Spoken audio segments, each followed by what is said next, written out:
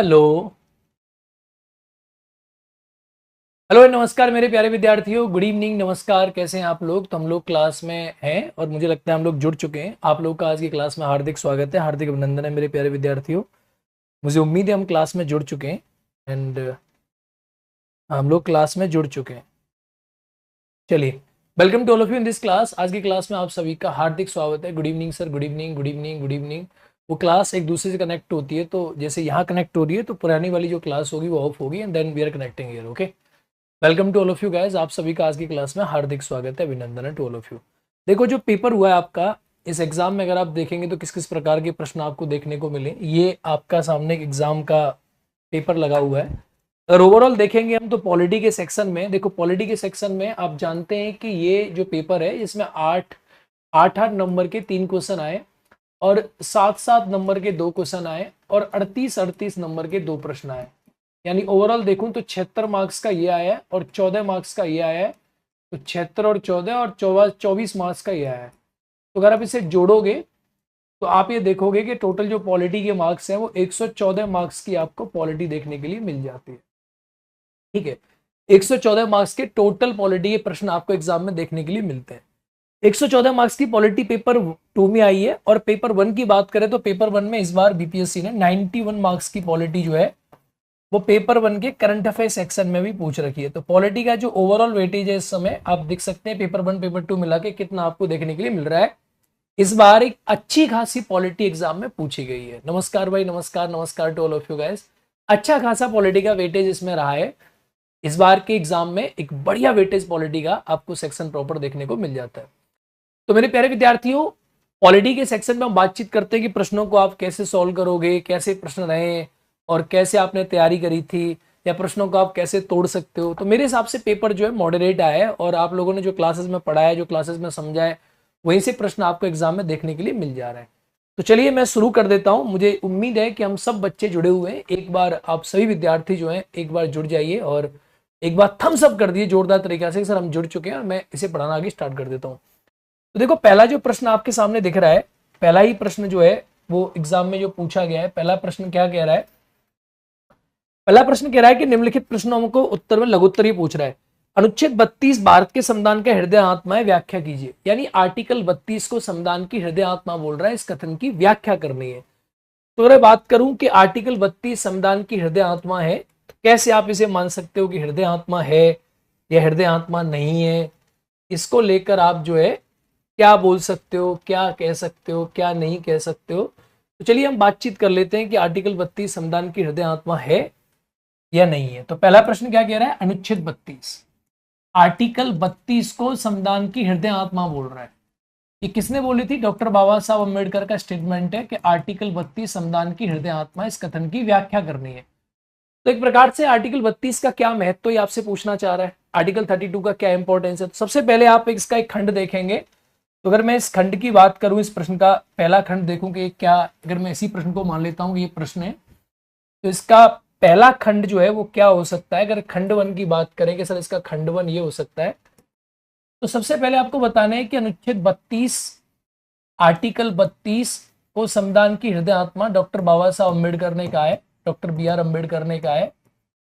तो आप बता दो कि डॉक्टर बी आर अम्बेडकर साहब ने इसे संविधान की हृदय एवं आत्मा कहा है। अब हृदय एवं आत्मा क्या है, तो इसके अंदर प्रावधान क्या क्या है? तो अनुच्छेद 32 के अंदर संविधान के हृदय और आत्मा के लिए बहुत सारे प्रावधान है। अनुच्छेद 32 को प्रावधान क्या है कि अनुच्छेद 32 को संविधान का हमारे मौलिक अधिकारों का संरक्षक कहा जाता है। क्यों संरक्षक कहा जाता है? अनुच्छेद 32 के अंदर 5 प्रकार की रिट है। अब 5 प्रकार की रिटों के आप बारे में बता दो कि 5 प्रकार की रिट ये है, जैसे बंदी प्रत्यक्षीकरण है, तो बंदी प्रत्यक्षीकरण एक रिट है। दूसरा आप बता दो परमादेश, परमादेश एक रिट है, इसी के तहत आपको देखने के लिए मिलती है। तीसरा आप बता दोगे उत्प्रेक्षण, उत्प्रेक्षण एक रिट है, इसी के माध्यम से देखने को मिलती है। चौथी है अधिकार प्रक्षा, अधिकार प्रक्षा ये भी एक रिट है, ये भी आप कह सकते हो। हैवियस कॉर्पस, मैंडमस, ठीक है। अब पांचवी क्या है? बंदी प्रत्यक्षीकरण, परमादेश, उत्प्रेक्षण। 5 मिनट का नाम क्या है? तो 5 प्रकार की रिट है, यानी आप इंग्लिश में भी इसको मेंशन कर सकते हो, मैं दोनों को बता रहा हूं। हैवियस कॉर्पस, हैवियस कॉर्पस, परमादेश यानी मैंडमस, उत्प्रेक्षण यानी सर्टियोररी, अधिकार परीक्षा यानी क्यू वारंटो, और एक लास्ट रेट जो 5 में आ जाती है आपकी बंदी प्रत्यक्षीकरण, परमादेश, उत्प्रेक्षण, अधिकार परीक्षा। 5 मिनट कौन सी? यस, आर्टिकल 32 में सुप्रीम कोर्ट जो है 5 प्रकार की रेट जारी करता है। तो हैवियस कॉर्पस हो गई, मैंडमस हो गई, सर्टियोररी हो गई, क्यू वारंटो हो गई, हाँ प्रोविएशन, बहुत बढ़िया। प्रोविएशन यानी प्रतिषेध जिसे आप नाम देते हो, तो प्रतिषेध जो है प्रोविएशन, वेरी गुड। ये 5 प्रकार की रेट आर्टिकल 32 में सुप्रीम कोर्ट जारी करता है। तो ये तो हो गया एक, इसका आपने बता दिया इसका प्रावधान क्या है। अब इसे संविधान की आत्मा क्यों कहते हैं? संविधान की आत्मा क्यों कहा जाता है? क्योंकि संविधान के जो मौलिक अधिकार है, संविधान के जो मौलिक अधिकार हमें प्रदान किए गए, तो पहली बात तो हम ये कह सकते हैं कि मौलिक अधिकार का संरक्षक है। ठीक है, मौलिक अधिकार का संरक्षक है, इसीलिए हम क्या मानते हैं, संविधान की हृदय आत्मा है। दूसरा पॉइंट क्या है, आप ये कह सकते हो न्यायिक समीक्षा, जो जुडिशियल रिव्यू होता है, न्यायिक समीक्षा, न्यायिक समीक्षा का भी आधार है। इसके बिना न्यायिक समीक्षा उसमें बेस काम करता है, इसीलिए से माना जाता है। तीसरा ये मानते हैं कि सरकार की शक्ति को सीमित करता है, सरकार की शक्ति को सीमित करता है, सरकार की शक्ति को सीमित करता है। तो इस प्रकार से इस आधार पे हम इसे क्या मानते हैं, हम इसे जो है संविधान का एक प्रकार से हृदय और आत्मा के नाम से स्वीकार करते हैं कि ये हृदय और आत्मा है संविधान की। इस आधार पर हम इसे मान लेते हैं कि संविधान की हृदय और आत्मा है। ठीक है, यानी मैं बता दूं कि मौलिक अधिकारों का संरक्षक प्रोटेक्टर है, फंडामेंटल राइट प्रोटेक्ट करता है, और ये जुडिशियल रिव्यू जो होता है, जुडिशियल रिव्यू का बेस है, और सरकार की शक्ति को लिमिट करता है, गवर्नमेंट कोई एडिशनल चीज ना करे। तो आर्टिकल 32 क्या है कि ऐसा कोई सरकार कानून ना बनाए जो कानून मौलिक अधिकारों के विरुद्ध हो, तो ऐसे सरकार के कानूनों को लिमिट में कर देता है। जुडिशियल रिव्यू के माध्यम से न्यायपालिका के पास पूरी की पूरी पावर हो जाती है। ठीक है, बात समझ आ रही नहीं आ रही? इस आधार पे माना जाता है कि अनुच्छेद 32 जो है ये संविधान का हृदय और आत्मा है। यानी आप ये भी कह सकते हैं कि अनुच्छेद 32 एक मौलिक अधिकार है, और अनुच्छेद 32 के बिना, आर्टिकल 32 के बिना मौलिक अधिकारों की, यानी जो मौलिक अधिकार हैं ये महत्वहीन हो जाते हैं। अब मौलिक अधिकार कैसे हो जाते हैं? महत्वहीन हो जाते हैं। अगर अनुच्छेद 32 नहीं होगा तो फंडामेंटल राइट जो होंगे महत्वहीन हो जाएंगे, यानी बेकार हो जाएंगे, किसी काम के नहीं रहेंगे। इसीलिए आर्टिकल 32 को डॉक्टर बाबा साहब अम्बेडकर ने संविधान की हृदय और आत्मा का है। इस प्रकार से आप इस प्रश्न को लिख के अंत कर सकते हो और बहुत ही अच्छा एक आपका आंसर जो है तैयार हो सकता है। ठीक है, यानी एक मौलिक अधिकार भी है, ये अपने आप में एक फंडामेंटल राइट्स भी है, ये अपने आप में एक मौलिक अधिकार भी है, उसके अलावा ये मौलिक अधिकारों का संरक्षक है। ये सारी चीजें बताओगे, और ये अनुच्छेद 32 के माध्यम से इतने प्रकार की रिट जारी होती हैं, और ऐसे करके न्यायपालिका यानी सुप्रीम कोर्ट हमारा मौलिक अधिकारों की रक्षा करता है। तो ओवरऑल इस प्रकार का प्रश्न आपके लिए हो जाएगा। ठीक है, बहुत ही बेसिक प्रश्न है, हर बच्चा इसे लिख सकता है, बहुत ही बेसिक प्रश्न है, कोई बहुत कठिन प्रश्न ये नहीं है। ठीक है, बोलो हाँ या ना? अरे बोलो हाँ, अरे बोलो हाँ, अरे हाँ या ना? तो इस प्रकार से टोटल पहले वाले प्रश्न का आप आंसर लिख सकते हो। शॉर्ट आंसर में ये प्रश्न पूछा गया 8 नंबर, ये आप टोटल इस प्रकार से बता सकते हो। क्वेश्चन नंबर नेक्स्ट क्या पूछा गया? अगला प्रश्न जो आपका आया है आपके एग्जाम में वो प्रश्न पूछ रहा है कि राजनीति का अपराधीकरण, अपराधियों के राजनीतिकरण, इस कथन का विश्लेषण करें बिहार के संदर्भ में। तो बहुत ही सिंपल प्रश्न है, इसमें 2 डायमेंशन है। इस क्वेश्चन में 2 डायमेंशन पूछी गई है। पहली डायमेंशन का नाम आप जानते हैं कि राजनीति का अपराधीकरण पूछा है, और दूसरा है अपराधियों का राजनीतिकरण, और बिहार के संदर्भ में पूछा है। इस कथन का विश्लेषण करें। तो हमने बड़े अच्छे प्रकार से एक प्रश्न को पढ़ा हुआ है, क्लास में इस पर खूब चर्चा कर रखी है, हमने क्लास में पढ़ रखा है इस प्रश्न को। बहुत ही बेसिक सा प्रश्न है, ये एक मेंस का प्रश्न माना जाएगा, जो मेंस का स्टैंडर्ड क्वेश्चन है, जो बीपीएससी पूछ सकती थी और पूछा भी गया। और इसके बारे में मैं पहले भी आपसे कह रहा था कि इस प्रकार के प्रश्न एग्जाम में बन सकते हैं। तो देखो इस प्रश्न में क्या है, राजनीति का अपराधीकरण, अपराधियों का राजनीतिकरण, ये दोनों प्रक्रिया होती क्या है? सबसे पहले इसको क्या मानते हो आप, ये है क्या? तो राजनीतिक अपराधीकरण, अपराधियों राजनीतिकरण दोनों अलग अलग चीज है। पहले वाले का मीनिंग क्या है? पहले वाले का मीनिंग जो जब राजनीति में अपराधियों की मतलब हेल्प से राजनेता बने, पहला वाला सेगमेंट ये। दूसरा सेगमेंट क्या है कि जब अपराधी जो है वो अपराधियों का राजनीति में आना, ये यानी अपराधियों का राजनीति में आना, अपराधी खुद चुनाव लड़ना शुरू कर दे, यानी खुद अपराधी क्या बन जाए, राजनेता बन जाए, राजनेता। तो यहां अपराधी क्या बने, अपराधी जो है वो राजनेता बन जाए, इसे हम मानते हैं अपराधियों का राजनीतिकरण। पहला वाला स्टेप क्या है, पहला वाला स्टेप ये है कि राजनेता, चुनाव में राजनेता अपराधियों की सहायता ले, चुनाव में राजनेता अपराधियों की सहायता प्राप्त करे, अपराधियों की सहायता ले। क्यों लेंगे सहायता, क्योंकि अपराधियों के पास, आप जानते हैं अपराधियों के पास धन है, अपराधियों के पास बाहुबल है, मसल पावर है, बाहुबल है, धन है, बाहुबल है। अपराधियों के पास एक प्रकार से आप कह सकते हैं जनता को प्रभावित करने की क्षमता होती है, ठीक है, जनता को प्रभावित करने की क्षमता। तो इस कारण से आप ये देखेंगे, पहले आप बताओगे कि दोनों प्रकार की कॉन्सेप्ट है क्या, यानी इसका क्या मतलब और इसका क्या मतलब है। पहले हमारे देश में ये देखने को मिलता है, उसके बाद हमारे देश में ये देखने को मिलता है। पहले का मतलब क्या है, अब इसका एक पूरा माइंड मैप बना के आप समझा सकते हो, यानी कैसे हमारी कंट्री में देखने को मिला है, कैसे कैसे इसका डेवलपमेंट हुआ है हमारी कंट्री में। तो एक मैं मैप बनाता हूं, इसके माध्यम से आप समझना कि कैसे कैसे हमारे देश में देखने को मिला है। देखो, अगर हम देखेंगे शुरुआत के दौर में, तो शुरुआत के दौर में तो कांग्रेस का वर्चस्व था। जब कांग्रेस का वर्चस्व था, तो कांग्रेस के वर्चस्व काल के बाद ही आप देखेंगे हमारे कंट्री में आपातकाल लगा। तो आपातकाल एक मेजर घटना है, यानी ये एक मेजर घटना है आपातकाल, इमरजेंसी एक मेजर घटना है आपातकाल। तो उसने बिहार के संदर्भ में पूछा है, मुझे लगता है बिहार के संदर्भ में पूछा है, यस, बिहार के संदर्भ में। तो आपातकाल जो लगा, इमरजेंसी जो लगी, इमरजेंसी मैं मान सकता हूं इमरजेंसी जो लगी, तो इमरजेंसी से हमारे देश में आप देखोगे तो राजनीति में अपराधीकरण, जो एक प्रकार से ये पहला वाला स्टेप शुरू हो गया, राजनीतिक अपराधीकरण, इसकी शुरुआत होगी। इसका जो शुरुआत का दौर रहा है, आप ये मान के चलो कि ये 1980 से लेकर 1990 तक का दौर पूरा यही रहा है, 10 साल का। बाद में भी आप कह सकते हो ये पूरा का पूरा दौर रहा है।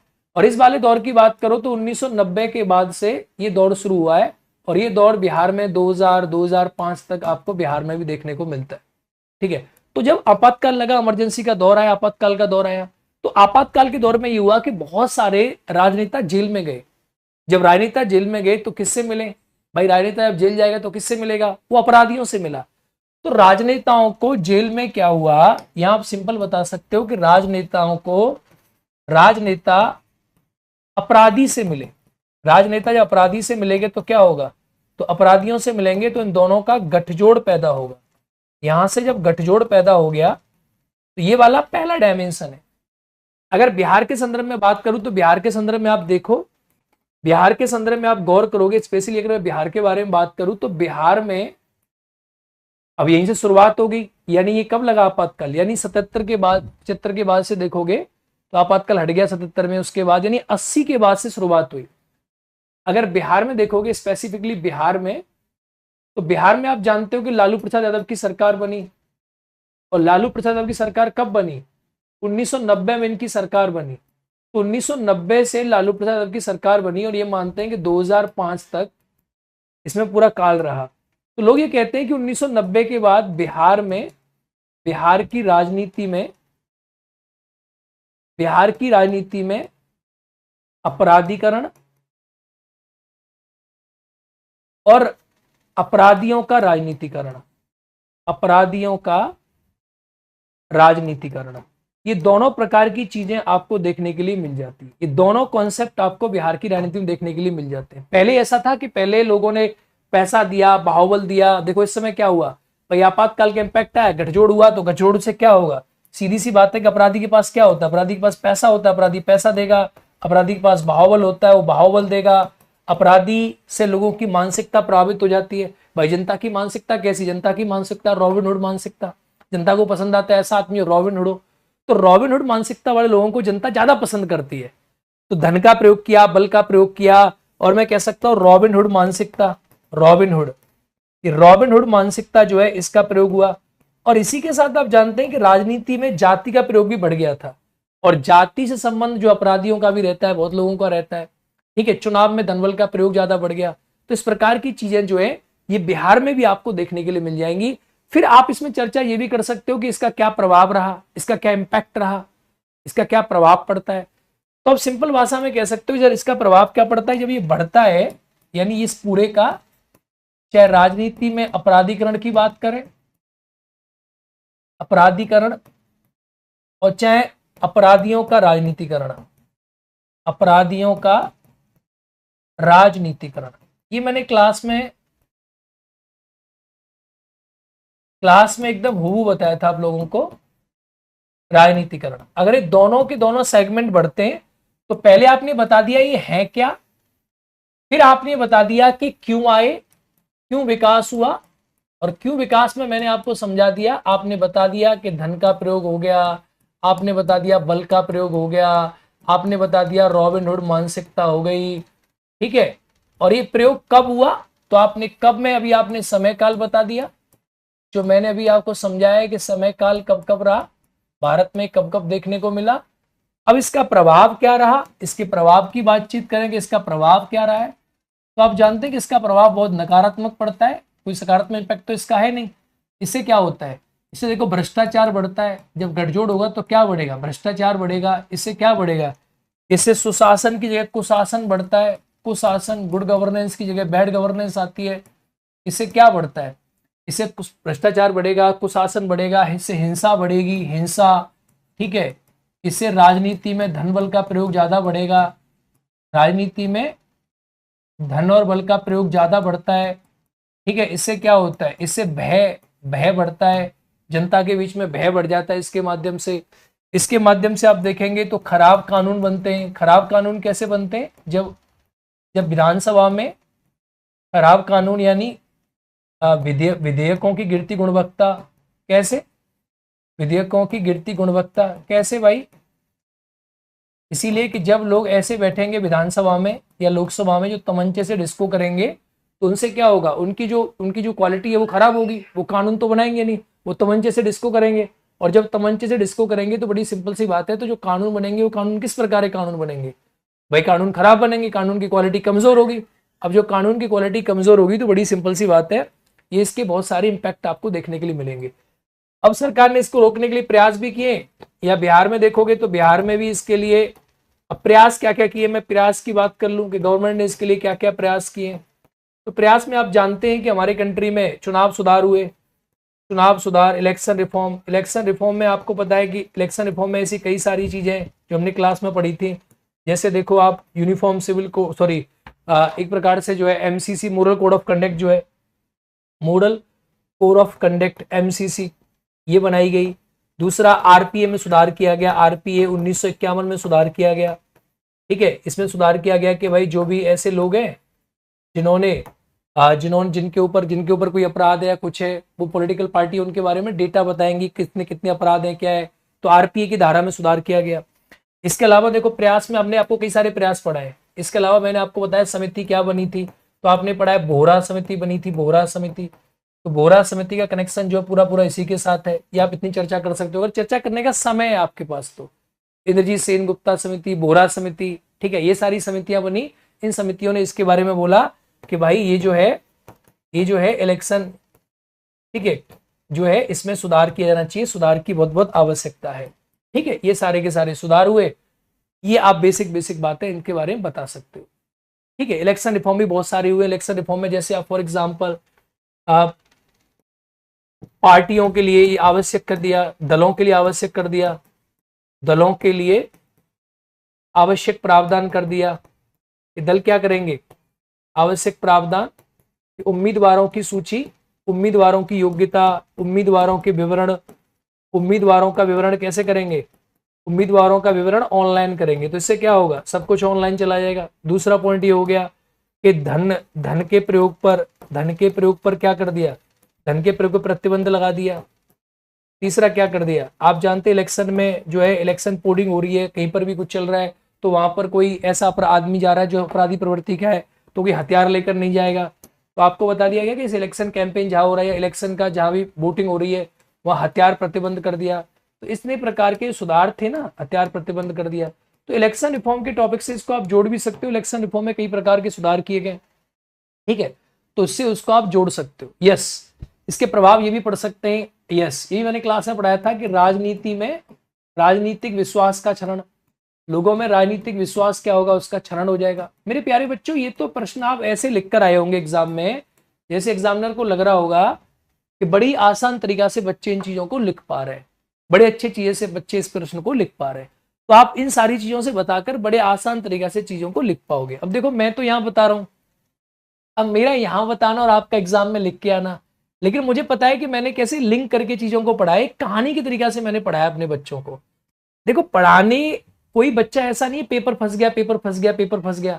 अरे पेपर पढ़ने से कोई बच्चा थोड़ी ना पेपर में लिख सकता है, जब तक उस गुरु ने उस बच्चे को ऐसे नहीं पढ़ाया है ना, जैसे बेटा देख, एक चीजों को जोड़ जोड़ के पढ़ाया, तो इसी टॉपिक से हमने क्षेत्रवाद को जोड़ा है, इसी टॉपिक से हमने क्षेत्रीय दलों को जोड़ा है, इसी टॉपिक से हमने राजनीति में अपराधीकरण को जोड़ा है, इसी टॉपिक से हमने राजनीति में जाति को जोड़ा है, इसी टॉपिक से हमने गठबंधन सरकार को जोड़ा है, इसी मैप से मैंने पूरी पॉलिटी को जोड़ा था, इसी मैप से। आप याद करो कि आपातकाल के बाद कितने सारे प्रभाव पड़े, आपातकाल आया तो आपातकाल के बाद बहुत सारे इंपैक्ट आपने देखे, तो सारी की सारी चीजें जुड़ जाती है। तो प्रश्न में अगर आपकी अप्रोच ठीक है, अगर आपको इस प्रकार से पढ़ा है आपने कि देखो सारी चीजें सेम है, इंडिया में जो पॉलिटिकल स्ट्रक्चरिंग चेंज हुई है ना, वो आपातकाल के बाद चेंज हुई है। कांग्रेस का वर्चस्व खत्म हुआ आपातकाल के बाद, और जैसे कांग्रेस का वर्चस्व खत्म हुआ है, क्षेत्रीय दल आ गए, अपराधीकरण आ गया है, जाति की भूमिका बढ़ गई, मंडल आयोग की रिपोर्ट आ गई है, बहुत सारे काम हो गए। तो अगर किसी बच्चे ने इसको जोड़कर पढ़ाए ना, तो अच्छे प्रकार से चीजों को लिख सकता है, बड़ी आसान तरीका से चीजों को बताकर वो बच्चा लिख पाएगा, किसी प्रकार की कोई समस्या उसे देखने के लिए नहीं मिलेगी। इस प्रकार से आप प्रश्न को बता दोगे बिहार के संदर्भ में।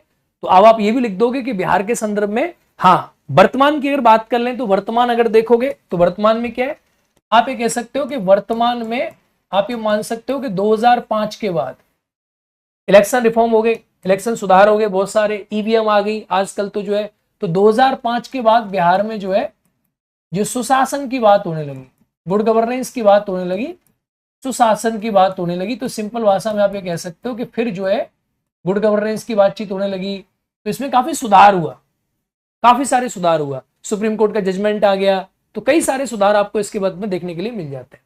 चलिए अगला प्रश्न आता है, भारत में वर्तमान में जाति एक सामाजिक, देखो ये जाति वाला प्रश्न आ गया, क्या पूछ रहा है, भारत में वर्तमान में जाति एक सामाजिक घटना नहीं रह गई है बल्कि एक राजनीतिक घटना है, क्या आप इस कथन से सहमत हैं? देखो आपको बताना है कि भारत में वर्तमान में जाति सामाजिक घटना नहीं रहेगी, पहला कथन तो ये है, बल्कि एक राजनीतिक घटना है, यानी जाति को जोड़ दिया राजनीति के साथ, हमने पढ़ाई था। क्या आप इस कथन से सहमत हैं? तो यानी आपसे क्या क्या पूछ रहा है, आपको इसमें 2-3 पॉइंट समझने। पहला पॉइंट आपको यह लिखना होगा इसके अंदर कि जाति क्या है, सबसे पहले जाति है क्या, फिर यह एक सामाजिक घटना नहीं है, यानी जाति एक सामाजिक घटना नहीं है, सामाजिक घटना नहीं है ये बता रहा है। तो आपको प्रूफ करना है कि जाति एक सामाजिक घटना नहीं है, यानी पहले सामाजिक घटना थी, वो बताना है। फिर जाति एक राजनीतिक घटना बन गई है, तो जाति को राजनीति से जोड़ देना है, यानी जाति जो है किससे जुड़ गई है, राजनीति से जुड़ गई है। फिर ये कह रहा है क्या इस कथन से आप सहमत हैं? तो कथन जो है, जो कथन पूछा है, क्या इस कथन से आप सहमत हैं, कथन आपसे पूछा है, तो सहमत है। तो देखो आपको क्या लिखना होगा, सहमत है ऐसा कथन है, तो आपको कुछ पॉइंट इसमें लिखने पड़ेंगे कि सामाजिक घटना नहीं रही है और एक राजनीतिक घटना बन गई है। कुछ पॉइंट आपको लिखने ही पड़ेंगे कि ऐसा नहीं है कि जाति सिर्फ एक राजनीतिक घटना ही बन गई है, उसका सामाजिक भी आज के जमाने में महत्व है। यानी ये प्रश्न को कैसे बनाया गया, यानी आपसे ये पूछा क्या आप इस कथन से सहमत है, आप बताओ कि वर्तमान समय में जाति एक सामाजिक घटना रही नहीं है और ये एक राजनीतिक घटना बन गई है, आप इस कथन से सहमत है? तो आप कुछ पॉइंट बताओगे जो इस समय के लिए होंगे, जाति को जोड़ोगे सामाजिक घटना के साथ, कुछ पॉइंट बताओगे जिसमें जाति को जोड़ोगे राजनीतिक घटना के साथ। ऐसे करके आप दोनों पॉइंट में इसका आंसर लिखोगे और तब जाके आप इसका आंसर दे पाओगे। तो वर्तमान में जाति एक सामाजिक घटना नहीं रही है, शुरुआत कैसे करोगे? देखो शुरुआत करने का सिंपल सा तरीका यही होता है। पहली बात तो आपको पता है जाति इस प्रकार का प्रश्न है कि जाति क्या है, तो जाति हमारे कंट्री में एक सामाजिक पहचान थी। भाई जाति क्या है, जाति एक सामाजिक पहचान है हमारे देश में, जाति एक सामाजिक पहचान है, यानी जाति एक सामाजिक पहचान है। और जाति हमारे कंट्री में वर्ण व्यवस्था, ठीक है, सामाजिक व्यवस्था, यानी इसका संबंध इससे हुआ करता था जाति का, कि भाई सामाजिक व्यवस्था, वर्ण व्यवस्था, इससे धर्म, ठीक है, इस आधार पे जाति जो है, धर्म, इस आधार पे जाति का पुराना कनेक्शन था हमारी कंट्री में, जाति यही थी। लेकिन जाति इनसे एक राजनीतिक घटना बनकर रह गई, एक राजनीतिक घटना की तरफ चली आ रही है। कैसे, ये कैसे बता रहा है, ये कह रहा है ये तो अब रही नहीं है, तो सामाजिक घटना से राजनीति में जाति कैसे आ गई। अब आप जाति को लेकर आओ राजनीति में, यानी अगला पॉइंट है कि जाति जो है वो राजनीति में कैसे आ गई। तो देखो, इसके तो हमने बहुत सारी चीजें बताई थी कि जाति राजनीति में ऐसा क्यों कहा जा रहा है, क्यों कह रहा है ऐसा। तो आप जानते हैं इसके पीछे बहुत सारे कारण रहे। पहला कारण है कि हमारे कंट्री में आप सभी को पता है कि जब मंडल आयोग की रिपोर्ट आई, सबसे पहले मंडल आयोग की रिपोर्ट से पहले भी मैंने बताया था आपको कि जयप्रकाश नारायण ने संपूर्ण क्रांति करी। हमने पढ़ा था कि जयप्रकाश नारायण ने, जब जेपी ने संपूर्ण क्रांति करी, तो जेपी की संपूर्ण क्रांति जैसी हुई तो संपूर्ण क्रांति से क्या आया, संपूर्ण क्रांति से सामाजिक न्याय की लहर आई, सामाजिक न्याय की लहर आई। और जब संपूर्ण क्रांति से सामाजिक न्याय की लहर आई कि भाई सामाजिक न्याय चाहिए, तो सामाजिक न्याय होता क्या है, समाज में छुआछूत चल रही है, समाज में चीजें चल रही हैं, और इसी सामाजिक न्याय की लहर आई, और इसी सामाजिक न्याय की लहर में, या सामाजिक न्याय कह लो, या जो है जातिगत चेतना का विकास हुआ, जातिगत चेतना का विकास हुआ, जातिगत चेतना आई लोगों में। इसी आधार पे आप जानते हैं संपूर्ण क्रांति के बाद ही आपको पता है, जैसे बिहार के बारे में स्पेसिफिकली बात करें तो बिहार में कर्पूरी ठाकुर जब सीएम बने, तो आपको पता है कर्पूरी ठाकुर जब सीएम बने थे बिहार के, तो जयप्रकाश नारायण की संपूर्ण क्रांति के बाद ही बने थे। यानी ये जो घटना रही, इस घटना के बाद आप कह सकते हैं कि जाति जो है ये राजनीतिकरण इसका होना शुरू हो गया। इसके बाद आपको पता है सेकंड स्टेप सबसे बड़ा कौन सा आया जाति को लेकर, एक आया मंडल आयोग। तो जब मंडल आयोग की रिपोर्ट आई, मंडल आयोग की रिपोर्ट, अब मंडल आयोग की रिपोर्ट कब आई, तो मंडल आयोग की रिपोर्ट के बाद आप देखोगे 1990 में इसकी रिपोर्ट आई, तो इसके बाद जाति की चेतना का विकास हुआ, जाति की चेतना का विकास, लोगों में जाति की चेतना का विकास हुआ, लोगों में राजनीति में जाति की चेतना बन गई, तो राजनीति में जाति की बात हुई, ठीक है, लोगों में सामाजिक चेतना का विकास हुआ, और मंडल आयोग में लोगों ने समझ आया कि इतनी सारी पिछड़ी जाती हैं। और जानते हो इसी के बाद बिहार में क्या इंपैक्ट रहा, यानी इसके बाद बिहार में इंपैक्ट ये रहा था, इसके बाद बिहार में इंपैक्ट क्या रहा, तो 1990 में आप जानते हैं कि लालू प्रसाद यादव जो है, लालू प्रसाद यादव बिहार के सीएम बन गए। क्या बन गए थे, बिहार के सीएम बन गए थे लालू प्रसाद यादव 1990 में। तो क्यों बने थे, चुनाव लड़ा था अगड़ा, अगड़ा वर्सेस पछड़ा, अगड़ा वर्सेस पिछड़ा के आधार पे चुनाव लड़ा गया था, अगड़ा वर्सेस पिछड़ा के आधार पे चुनाव लड़ा गया था, और ये बिहार के सीएम बन गए थे। और उसके बाद आप देखो कि बिहार में जाति की भूमिका कई चीजों में देखने को मिलती है। भाई बिहार में अगड़ा वर्सेस पिछड़ा के आधार पर चुनाव लड़ा गया ये, और इसके बाद आप देखो तो कई सारे जो क्षेत्रीय दल बने, क्षेत्रीय दल जो बने, उस क्षेत्रीय दल भी आप देखेंगे जो रीजनल पार्टीज बनी, तो क्षेत्रीय दल भी जाति के आधार पर बने, जाति के आधार पे क्षेत्रीय दलों का उदय होना शुरू हुआ बिहार में हो, या आप भारत की बात कर लो।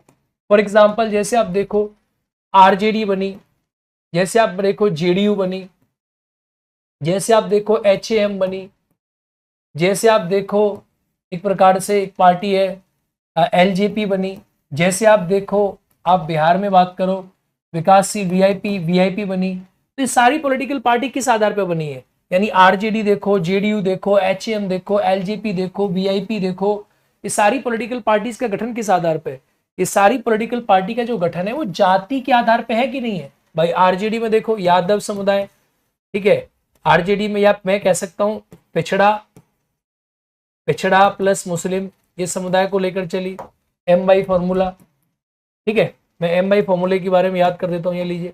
जेडीयू में देखो पिछड़ा, अति पिछड़ा, ईबीसी, ये समुदाय जाति को लेकर चला। एचएम में देखो वही पिछड़ा, एलजेपी में देखो दलित महादलित, वीआईपी में देखो, तो जाति के आधार पर क्षेत्रीय दलों का जो उदय हुआ है, इससे आप देखेंगे जाति जो है एक राजनीतिक घटना बनती चली गई है। तो ये पूरा एक क्रॉनिकोलॉजिकल ऑर्डर रहा है कि इंडिया में कैसे कैसे जाति जो है वो बदल रही है, और कैसे जाति जो है वो राजनीतिक घटना बनती चली आ रही है। ये देखो, ये भी मैं बता रहा हूँ, ये दलित, महादलित और अलग अन्य जो दल है, दलित हो गए, महादलित हो गए, ये अन्य दल हो गए, अन्य अन्य चीजें हो गई, अन्य कास्ट हो गई, ठीक है, महार वगैरह बहुत सारी कास्ट हो गई। सारी कास्टों से जुड़ के जो है पॉलिटिकल पार्टीज बन रही हैं। तो इस आधार पे भी मान सकते हैं कि जाति जो है और उसका भूमिका बढ़ गई जाति के चुनाव में, क्योंकि ये दल बने तो आप ये कह सकते हो कि जाति आधार पर चुनाव होने लगे। भाई बिहार में जाति आधार पर चुनाव होने लगे। देखो बिहार में कितने सारे इलेक्शन जाति के आधार पे हुए। भाई बिहार में आप मोटा मोटा देखोगे तो बिहार की राजनीति में जैसे 1990 से जो चुनाव हुआ, 1990 से 2005 तक का दौर रहा। इसके बाद 2005 से भी 2010 का चुनाव ऐसे हुआ, फिर थोड़ा बदलाव हुआ। 2010 से 2015 का चुनाव आप ये कह सकते हो इसमें जाति की भूमिका नहीं थी, लेकिन 15 से देखो फिर जाति की भूमिका बढ़ गई, और फिर देखो रिसेंट चुनाव जाति के आधार पर हुआ। तो उपरोक्त आधार पर बता सकते हो कि जाति की भूमिका कैसे कैसे विकास हुआ। लेकिन अगर वर्तमान में बात करें, आज अगर हम बात करें वर्तमान में, अगर हम बात करें वर्तमान में, उस कथन के बारे में आपको बताना है। अब आपने दोनों चीज बता दी कि वर्तमान में अगर आप बता दो कि ऐसा नहीं है, अगर वर्तमान में आप बता दो कि वर्तमान में क्या राजनीति, जाति जो है उसका राजनीति की महत्व ही है, इसका कोई सामाजिक महत्व नहीं है। तो जाति का आज भी हमारे कंट्री में सामाजिक महत्व है, सामाजिक घटना नहीं है। तो आप बताओगे आज भी ऐसा नहीं है कि जाति का सामाजिक महत्व नहीं है या सामाजिक घटना नहीं है। आज भी जाति, वर्तमान में भी आप देखोगे राजनीति में तो इसका प्रयोग है ही है। वर्तमान में भी जाति जो है एक सामाजिक घटना है, ऐसा नहीं है, एक सामाजिक घटना भी है, एक सामाजिक भी इसका महत्व है। कैसे? देखो आज हमारे कंट्री में क्या जातिवाद नहीं है? आज हमारे कंट्री में जातिवाद है, समाज में जातिवाद है, विवाह में देखो, विवाह संस्कार में जातिवाद है, ठीक है, विवाह संस्कार इन सब में जातिवाद है। आज भी जाति की भूमिका जो है वो समाज में अच्छे प्रकार से देखने को मिल रही है, ठीक है। आप देखो विवाह में, आप देखो व्यवसाय में, यहाँ भी जातिवाद आपको देखने को मिलता है। आप देखो ग्रामीण क्षेत्र जो है, ग्रामीण क्षेत्र में बहुत सारे कार्य हैं, वहां पर भी आपको जाति देखने को मिलती है। तो आज भी जाति जो है वो समाज के साथ जुड़ी हुई है। ऐसा नहीं जाति एक प्योर पॉलिटिकल सिस्टम हो गया है, जाति पूरी तरह राजनीतिक हो गई है, सिर्फ ऐसा नहीं है। जाति के और भी रूल आजकल आपको देखने के लिए मिल जाते हैं। तो उस आधार पर इसकी आप चर्चा कर दोगे और बता दोगे कि जाति की अन्य जगह पर भी भूमिका है, ऐसा नहीं है, विवाह में, व्यवसाय में, ग्रामीण क्षेत्रों में, ठीक है। इसके अलावा आप ये कह सकते हो जैसे व्यवसाय, बहुत सारे व्यवसाय ऐसे जो जाति के आधार पर किए जाते हैं, विवाह जाति के आधार पर होता है, ग्रामीण क्षेत्रों में जाति की बहुत बड़ी भूमिका है, ठीक है। और जैसे हमारे कंट्री में बहुत सारे ऐसे कार्य होते हैं जो कोई पर्टिकुलर जाति वाला व्यक्ति करता है, ठीक है। तो जातिवाद आज भी, यानी आप ये बता सकते हो कि जातिवाद आज भी भारतीय सामाजिक संरचना का, भारतीय सामाजिक संरचना में, सामाजिक संरचना के अंतर्गत है। और आज भी जाति जो है, जाति एक पहचान के रूप में कार्य करती है। आज भी जाति एक सामाजिक पहचान के रूप में कार्य करती है। यानी ऐसा नहीं है कि आप ये कह दो कि भाई जाति का रोल खत्म हो गया। आज भी जाति एक सामाजिक पहचान के रूप में कार्य करती है। सिंपल प्रकार से आप बता सकते हो। प्यारे बच्चों आपके कमेंट नहीं आ रहे, क्या हो रहा है भाई? क्या प्यारे बच्चों आपके कमेंट्स बड़े कम आ रहे हैं, कमेंट दिख नहीं रहे मुझे तो, क्या बात है भाई? कमेंट ही चला के देखूंगी आपके सबसे पहले तो। हाँ भाई, मजा नहीं आएगा ऐसे अगर कमेंट नहीं आएंगे तो। धुआं धुआं कर दो।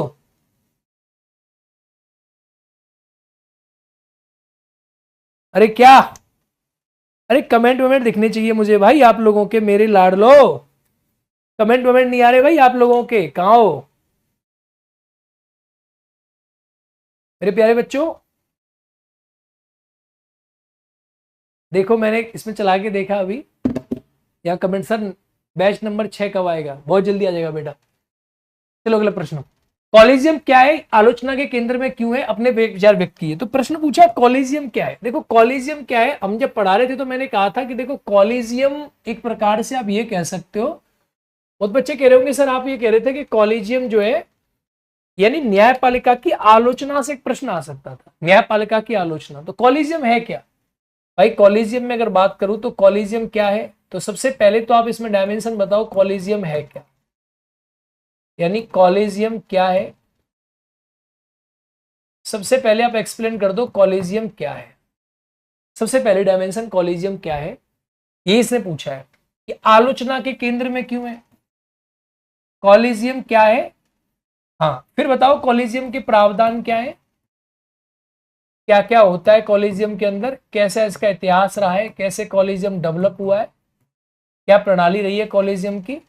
और फिर आप चर्चा कर दो कि जो कॉलेजियम है, इस कॉलेजियम के आलोचना क्यों की जाती है, इस कॉलेजियम की आलोचना क्यों की जाती है, इसका क्रिटिस क्यों किया जाता है, वाई द कॉलेजियम इज क्रिटिस, इसका क्रेडिट क्या है कॉलेजियम का। तो बड़ी सिंपल सी बात है, देखो कॉलेजियम है क्या। भारत में न्यायाधीशों की नियुक्ति के लिए कॉलेजियम प्रणाली बनाई गई जिसे कॉलेजियम कहते हैं। कॉलेजियम क्या है, हमारी कंट्री में आपको पता है कि राष्ट्रपति न्यायाधीशों की नियुक्ति करते हैं। यानी अगर मैं यहां बताऊं आप लोगों को तो कैसे बताओगे, भारत में राष्ट्रपति न्यायाधीशों की नियुक्ति करते हैं और करते हैं राष्ट्रपति करते हैं। किसके न्यायाधीशों की नियुक्ति, तो मैं कहूं सुप्रीम कोर्ट और हाई कोर्ट के न्यायाधीशों की नियुक्ति भारत के राष्ट्रपति करते हैं। लेकिन भारत के राष्ट्रपति नियुक्ति जो है वो कॉलेजियम की सिफारिश पे करते हैं, कॉलेजियम की सिफारिश पे। अब प्रश्न आएगा गुरुजी ये कॉलेजियम होता क्या है, तो आंसर बड़ा सिंपल सा आता है कि कॉलेजियम एक प्रकार से जजों का एक समूह है, जजों का समूह। कितने जजों का समूह, तो आप बता सकते हैं गुरुजी 4+1 जजों का समूह है जो राष्ट्रपति को न्यायाधीशों की नियुक्ति के संबंध में सिफारिश करते हैं। इसे हम क्या नाम देते हैं, इसे कॉलेजियम नाम देते हैं। अब इंडिया में कॉलेजियम आया कैसे, कॉलेजियम का इतिहास क्या क्या रहा, तो जैसे आप बता दो इसमें प्रथम जजेस केस, प्रथम न्यायाधीशवाद, ठीक है, प्रथम न्यायाधीशवाद, इससे कॉलेजियम आया। फिर आप बता दो द्वितीय न्यायाधीशवाद, सेकंड जजेस केस, इससे कॉलेजियम डेवलप हुआ। ठीक है, कॉलेजियम कैसे कैसे इंडिया में जो आपने पढ़ाया क्लास में। फिर आप बता दो तृतीय न्यायाधीशवाद, तृतीय न्यायाधीशवाद, यानी कैसे कैसे हमारे कंट्री में कॉलेजियम डेवलप हुआ। तो ऐसे करके आप बता दोगे, यानी ये आप बता दो 1982 में क्या क्या आया कॉलेजियम को लेकर, फिर 1993 में कॉलेजियम के क्या प्रावधान रहे, फिर 1998 में कॉलेजियम को क्या लेकर प्रावधान रहे। तो ऐसे करके कॉलेजियम का डेवलपमेंट कैसे कैसे हुआ है हमारे कंट्री में। अब ये वर्तमान कॉलेजियम यहां से आपको देखने के लिए मिल जाएगा, तो ये यहां से आपका कनेक्ट हो गया। अब प्रश्न आता है कि आजकल जजों की नियुक्ति कॉलेजियम प्रणाली के आधार पर की जाती है। इस कॉलेजियम प्रणाली की आलोचना की गई जाती है, यानी इसकी आलोचना की बात करें कि इस कॉलेजियम प्रणाली की क्या आलोचना है, हमारे कंट्री में इसकी क्या आलोचना है। देखो कॉलेजियम प्रणाली आलोचना के केंद्र में क्यों है, क्योंकि कॉलेजियम प्रणाली आलोचना के केंद्र में है क्योंकि लोग कहते हैं इससे पारदर्शिता का अभाव है। पारदर्शिता का मतलब कैसा, कि जज की नियुक्ति में पारदर्शिता का अभाव, नियुक्ति में पारदर्शिता का अभाव, पहला तो आरोप यह लगाया जाता है, इसको लेकर प्रश्न चलता है। दूसरा क्या है, लोग कहते हैं कि नियुक्ति में भाई भतीजावाद है, भाई भतीजावाद ये आपको देखने के लिए मिलता है। ये एक बहुत बड़ी समस्या है कि जजों की नियुक्ति में भाई भतीजावाद बहुत ज्यादा चल रहा है, ये प्रश्न आता है। तीसरा, जैसे अभी बहुत लोगों ने आरोप लगाया कि न्यायाधीशों की नियुक्ति में जो न्यायपालिका के सामने समस्या है, न्यायपालिका के अंदर जो समस्या है वही इसके अंदर लिखनी थी आप लोगों को। मैंने क्लास में पढ़ाया था कि न्यायपालिका में क्या क्या समस्याएं। तीसरा आता है भाई भतीजावाद का आरोप। चौथा, लोग आरोप लगाते हैं कि जो कॉलेजियम की प्रणाली से जजों की नियुक्ति होती है, इसमें क्या है कि जो जज बन रहे हैं वो एक समुदाय के बन जा रहे हैं, इसमें ना सभी जातियों का सभी समुदायों का प्रतिनिधित्व नहीं है, तो समान प्रतिनिधित्व का अभाव, समान सामाजिक प्रतिनिधित्व का अभाव। लोग कह रहे हैं कि इसके अंदर जो है अन्य जाति के लोग नहीं है, जैसे एससी की संख्या कम है, एसटी की संख्या कम है, इसका अभाव है। लैंगिक असमानता, लोगों का यह भी आरोप है, लैंगिक असमानता कि न्यायपालिका में लैंगिक असमानता, यानी कम जजों की संख्या है, महिला जजों की संख्या कम है। आगे क्या है, ये न्यायपालिका की निरंकुशता है। लोग कहते हैं न्यायपालिका की निरंकुशता स्थापित हो रही है इसके माध्यम से। तो न्यायपालिका की निरंकुशता का सीधा मतलब क्या हुआ, यानी लोगों का मानना है कि जो कॉलेजियम प्रणाली है, ये कॉलेजियम प्रणाली शक्ति के पृथक, शक्ति संतुलन के, शक्ति का संतुलन का जो सिद्धांत है, शक्ति संतुलन के सिद्धांत के विरुद्ध है, सिद्धांत के विरुद्ध है। ठीक है, ये लोगों का आरोप है। अब इसके लिए सरकार ने क्या प्रयास किए, तो इसको देखो प्रयास क्या किया गया इस कॉलेजियम प्रणाली के लिए, एनजीएसी आया गया, नेशनल जुडिशियल अपॉइंटमेंट कमीशन।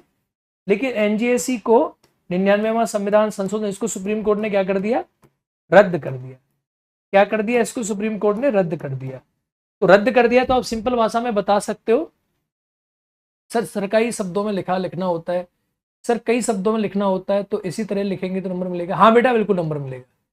ठीक है, अब आप कह सकते हो कि भाई अब जो है कॉलेजियम प्रणाली के लिए एनजीएसी आया था, लेकिन एनजीएसी जो है लागू नहीं हो पाया, सुप्रीम कोर्ट ने उसको रद्द कर दिया। तो वर्तमान में न्यायाधीशों की नियुक्ति कॉलेजियम प्रणाली के माध्यम से होती है, इसमें कोई दो डाउट नहीं है। लेकिन न्यायाधीशों की नियुक्ति में कॉलेजियम प्रणाली वर्तमान में सुप्रीम कोर्ट के द्वारा स्थापित है, लेकिन न्यायाधीशों की नियुक्ति में पारदर्शिता, भाई भतीजावाद, लैंगिक असमानता और न्यायपालिका की निरंकुशता जैसे आलोचनाओं को भी समझने की आवश्यकता है। इन आलोचनाओं का समाधान करने की आवश्यकता है।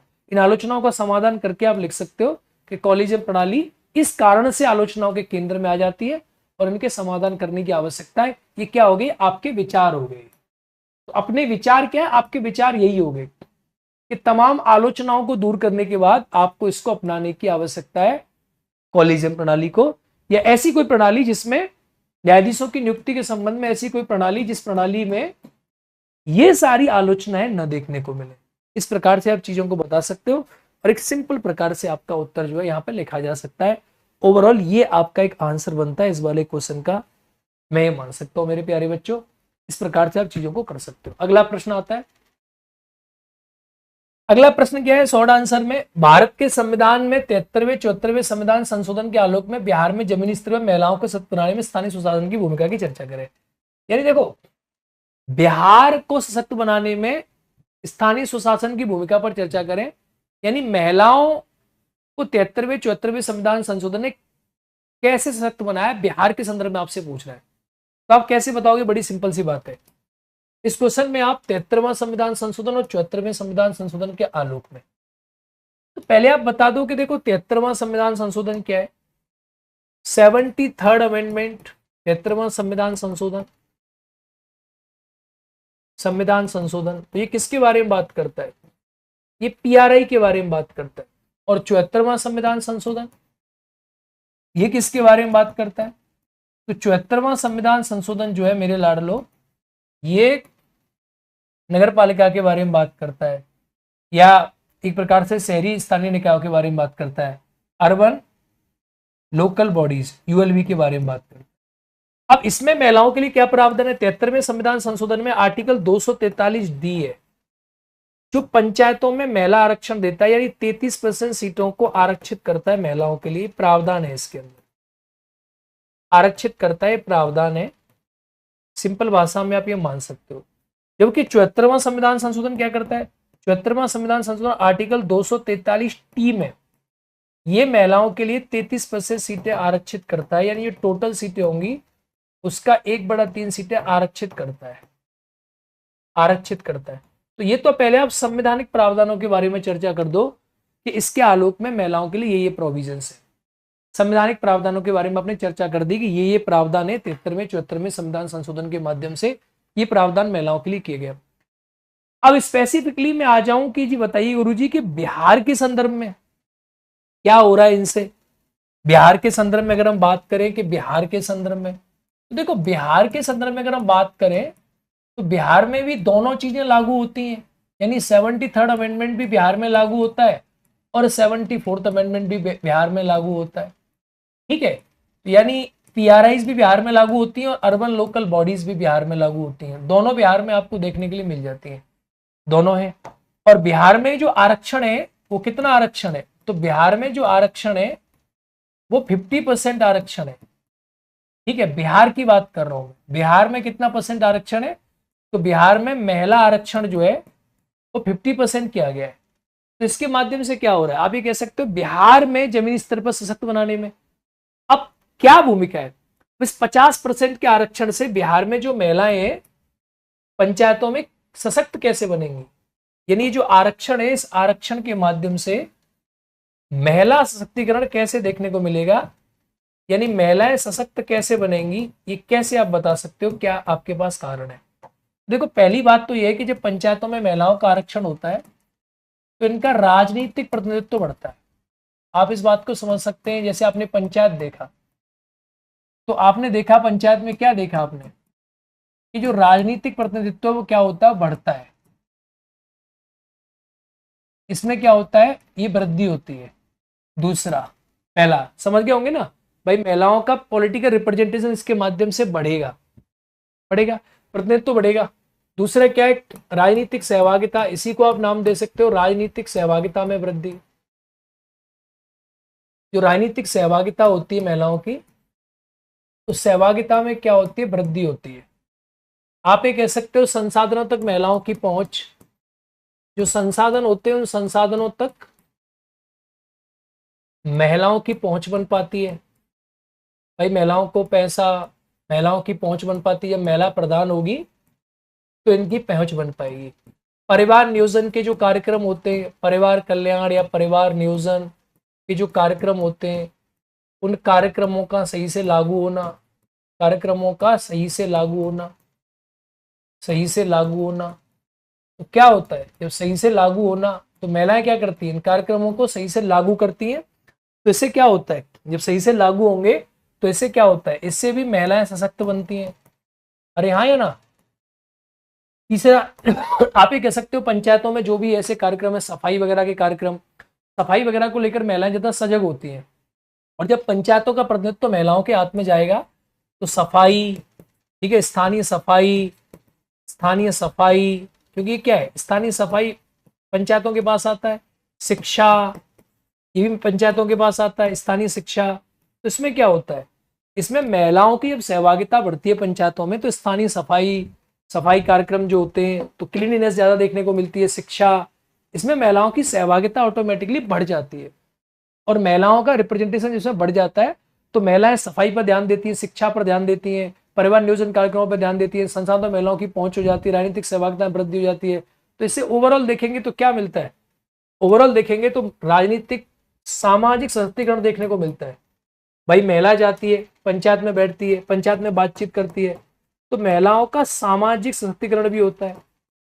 मैं ये मान सकता हूँ कि नहीं मान सकता, सामाजिक सशक्तिकरण हो सकता है। पहली पॉइंट आप ये लिख सकते हो। दूसरा आर्थिक हो गया, जो मैंने आपको बताया, आर्थिक सशक्तिकरण हो गया महिलाओं के लिए, ठीक है। तीसरा राजनीतिक तो हो ही रहा है, सबसे इंपॉर्टेंट चीज है, राजनीतिक सशक्तिकरण हो रहा है, क्योंकि महिलाएं जब पंचायत में चुनाव लड़ती हैं तो और भी कई प्रकार के चुनाव लड़ती हैं ये।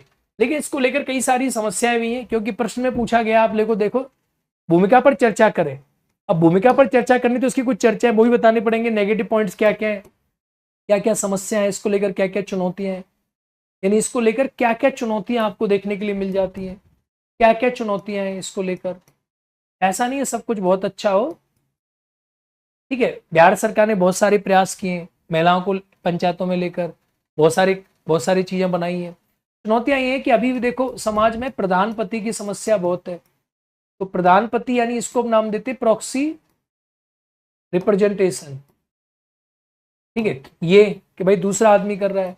आज भी देखो महिलाओं की सामाजिक, समाज में या सामाजिक, समाज में आप देखो तो इनकी राजनीतिक उपस्थिति की बहुत ज्यादा अभी लोगों में एक्सेप्टेंस नहीं है कि महिला हमारी प्रधान होगी।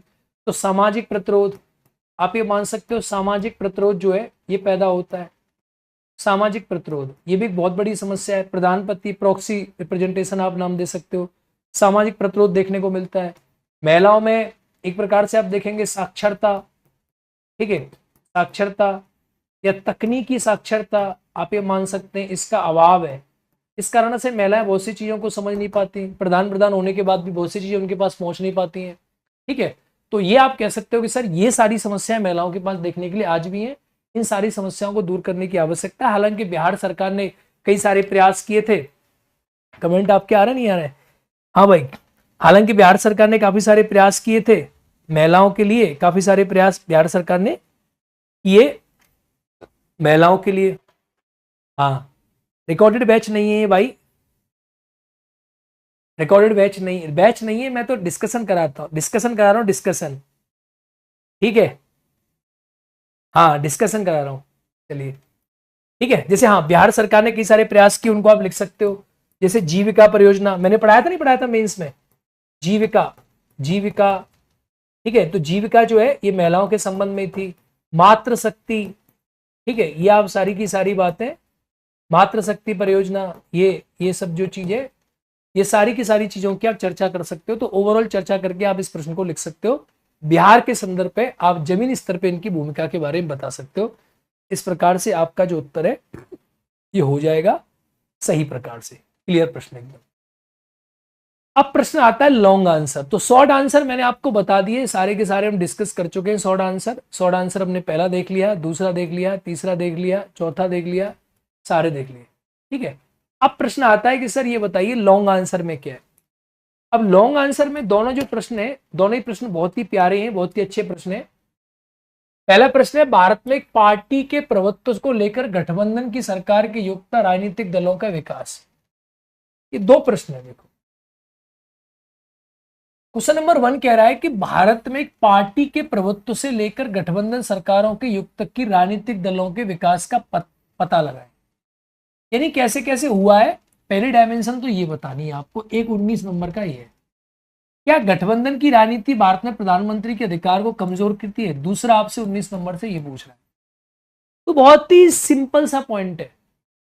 यानी पहले आपको ये बताना है कि भारत में गठबंधन की राजनीति का विकास कैसे हुआ है और क्या गठबंधन की राजनीति भारत में प्रधानमंत्री की शक्ति को कमजोर करती है।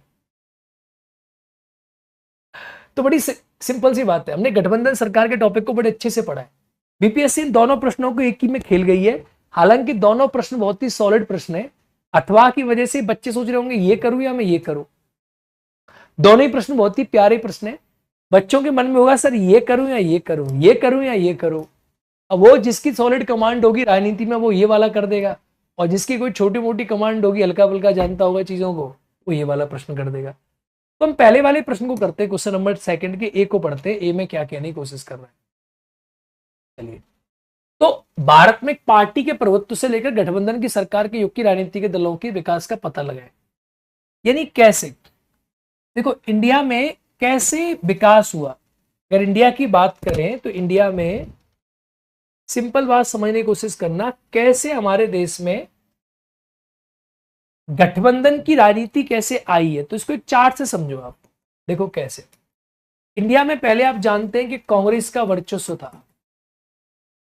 पहले हमारे कंट्री में कांग्रेस का वर्चस्व था, और कांग्रेस के वर्चस्व में चाहे नेहरू काल हो, ठीक है, चाहे कांग्रेस के वर्चस्व में इंदिरा काल हो। ये काल में इसलिए लिख रहा हूं, आपको लग सकता है कि सर बीच में आप लाल बहादुर शास्त्री जी का नाम क्यों नहीं ले रहे हैं, या आप उनका नाम क्यों नहीं ले रहे हैं। क्या नाम है, तीसरे नंबर पॉइंट पे आप नाम दे सकते हो किसका, हाँ राजीव गांधी जी का, यस। तो आप राजीव गांधी का नाम क्यों नहीं ले रहे हैं। लो मैं लिख देता हूं, राजीव गांधी का भी नाम लिख।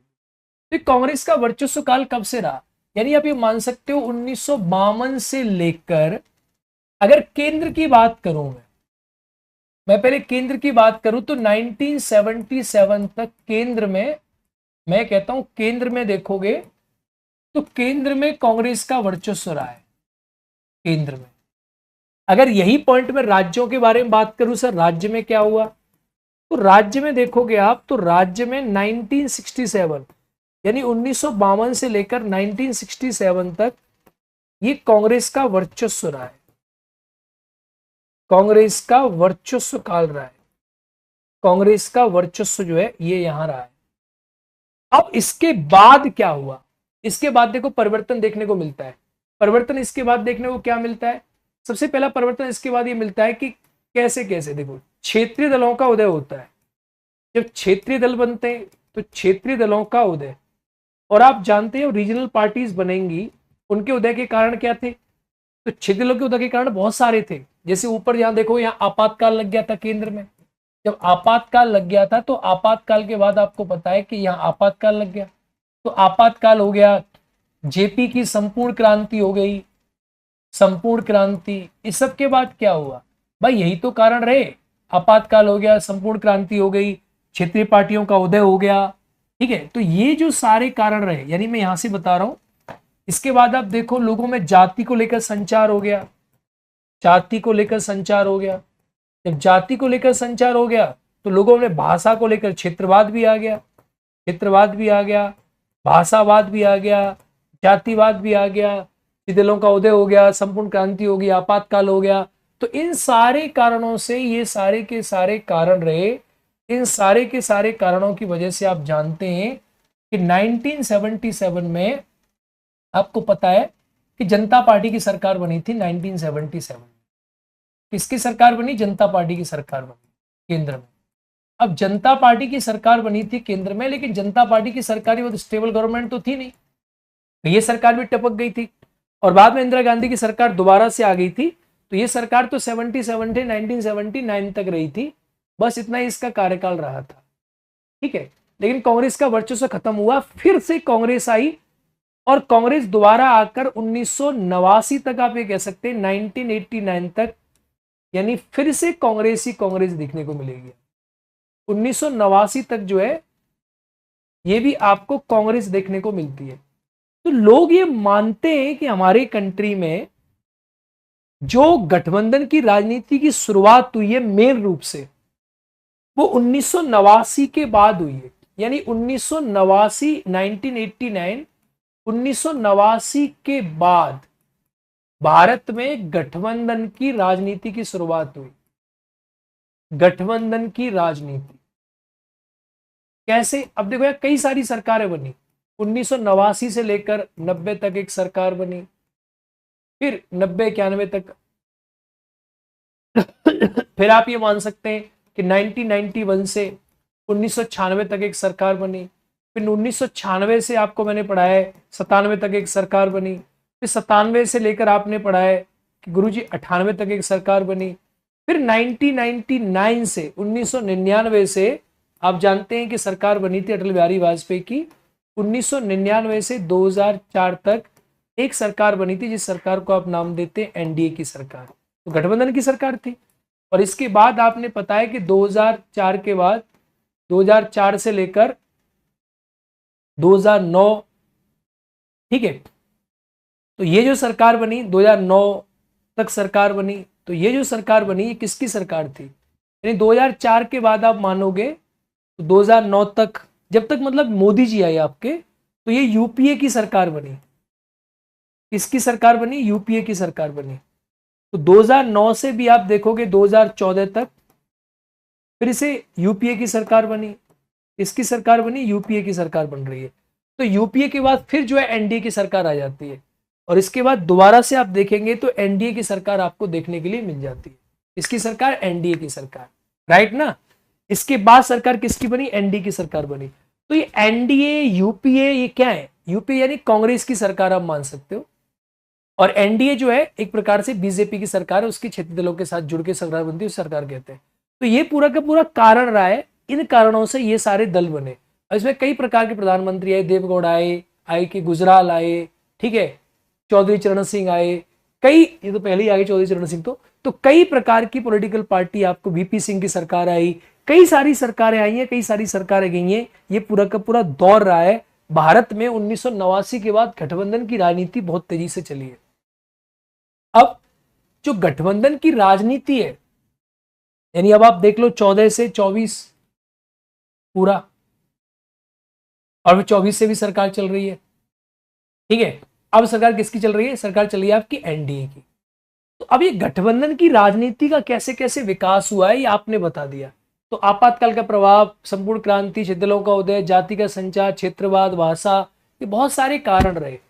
और उसके बाद कांग्रेस के वर्चस्व में कमी, ठीक है, जब कांग्रेस के वर्चस्व में कमी हो गई, कांग्रेस के वर्चस्व में कमी, ठीक है, और जो कांग्रेस है इसी में से बहुत सारी रीजनल पार्टीज बनी, ठीक है, जैसे टीएमसी होगी वगैरह वगैरह, इसी से बहुत सारी पॉलिटिकल पार्टी बनी है,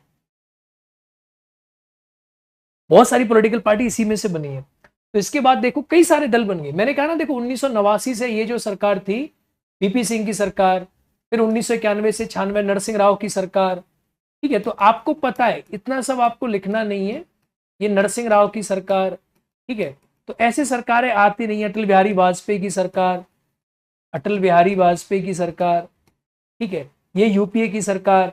तो ये यूपीए की सरकार मनमोहन सिंह से प्रधानमंत्री बने। मनमोहन सिंह, ये भी किसका? मनमोहन सिंह का 2 बार का कार्यकाल है। और उसके बाद अब आप कह सकते हो वर्तमान में किसकी सरकार, तो वर्तमान में जो है आप नाम ले सकते हो किसकी सरकार, वर्तमान में आपकी एनडीए की सरकार चल रही है, एनडीए की सरकार। तो ये क्या है, गठबंधन की सरकार कैसे कैसे बनी है हमारे कंट्री में, उसके बारे में सारी की सारी चीजें आप बता रहे हो।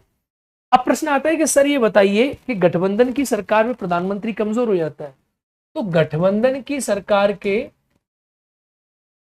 सरकार के क्या प्रभाव होते हैं जनरली। अब प्रभाव में उसने एक ही प्रभाव पूछा है कि क्या प्रधानमंत्री कमजोर हो जाता है, तो क्या प्रधानमंत्री कमजोर हो जाता है, तो बड़ी सिंपल सी बात है, आप ये कह सकते हो कि सर सीधी सीधी बात पूछ रहा है कि कार्यपालिका कमजोर हो जाती है क्या, और प्रधानमंत्री तो मतलब सरकार है, और कहाँ की सरकार है, तो सीधा मतलब है केंद्र की सरकार है, तो क्या केंद्र की सरकार कमजोर हो जाती है क्या, यही तो पूछ रहा है, नहीं पूछ रहा है, एक प्रकार से वही पूछ रहा है। तो आपको पता है कि गठबंधन की सरकार जब बनेगी तो गठबंधन की सरकार में अब आप वर्तमान से जोड़ लो, जैसे मोदी जी हैं, तो आज अगर सरकार है, आज अगर हम बात कर ले, आज मोदी जी हैं, तो आज सरकार किसकी है, आज मोदी जी है, सरकार एनडीए की है, तो मोदी जी प्राइम मिनिस्टर है, एनडीए की सरकार में क्या मोदी जी कमजोर है, कह सकते हो सर हाँ है भी थोड़े से। भाई मैंने क्लास में कितनी बार एग्जांपल दिया, 86 इंच का सीना, 56 इंच का सीना, अब की बार 500 पार नहीं आई तो सर सीना क्या ऐसा हुआ, सीना पूरा 86 इंच का नहीं हो पाया। कितनी बार मैंने क्लासेस में आपको सारी बातें बताई थी, सारा का सारा चीज आपको याद होंगी, क्लास की सारी की सारी घटना याद होंगी। भाई देखो, जब सरकार गठबंधन की सरकार होगी तो प्रधानमंत्री कमजोर है, क्यों, क्योंकि नीति निर्माण जो होता है इसमें, नीति निर्माण त्वरित नहीं होता, त्वरित नहीं होगा, क्योंकि नीति निर्माण त्वरित नहीं होगा। क्यों त्वरित नहीं होगा, तो देखो जितनी प्रधानमंत्री बने उस समय का जितना भी शासनकाल आया, मैंने बताया गठबंधन की राजनीतिक शासनकाल आया, चाहे बीपी सिंह की सरकार रही हो, तो देखो बीपी सिंह की सरकार में भी आपने देखा कि भाई कोई कुछ कह रहा है, कोई कुछ कह रहा है, चंद्रशेखर साहब की सरकार में देखा, आएगी गुजराल की सरकार में देखा, तो एक एक साल में देखो सरकारें गिरती रही गिरती रही गिरती रही। इसका मतलब क्या रहा कि भाई नीतियां जो है वो दूरदर्शी नहीं बन पाती, तो नीतियों की त्वरित नहीं होती है, दूरदर्शी नीति नहीं बनती है। जब नीतियां दूरदर्शी नहीं होंगी, दूरदर्शी नीतियों का निर्माण नहीं, दूरदर्शी नीतियों का निर्माण नहीं हो पाता, तो निर्माण जब दूरदर्शी नीतियों का नहीं होगा तो आर्थिक विकास भी रुक जाता है।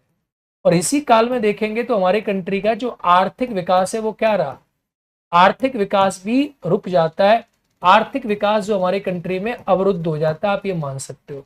गठबंधन की सरकार जो होती है इसमें सबसे बड़ी कमी ये होती है कि इसमें किसी आदमी की कोई, एक प्रकार से मान के चल सकते हो,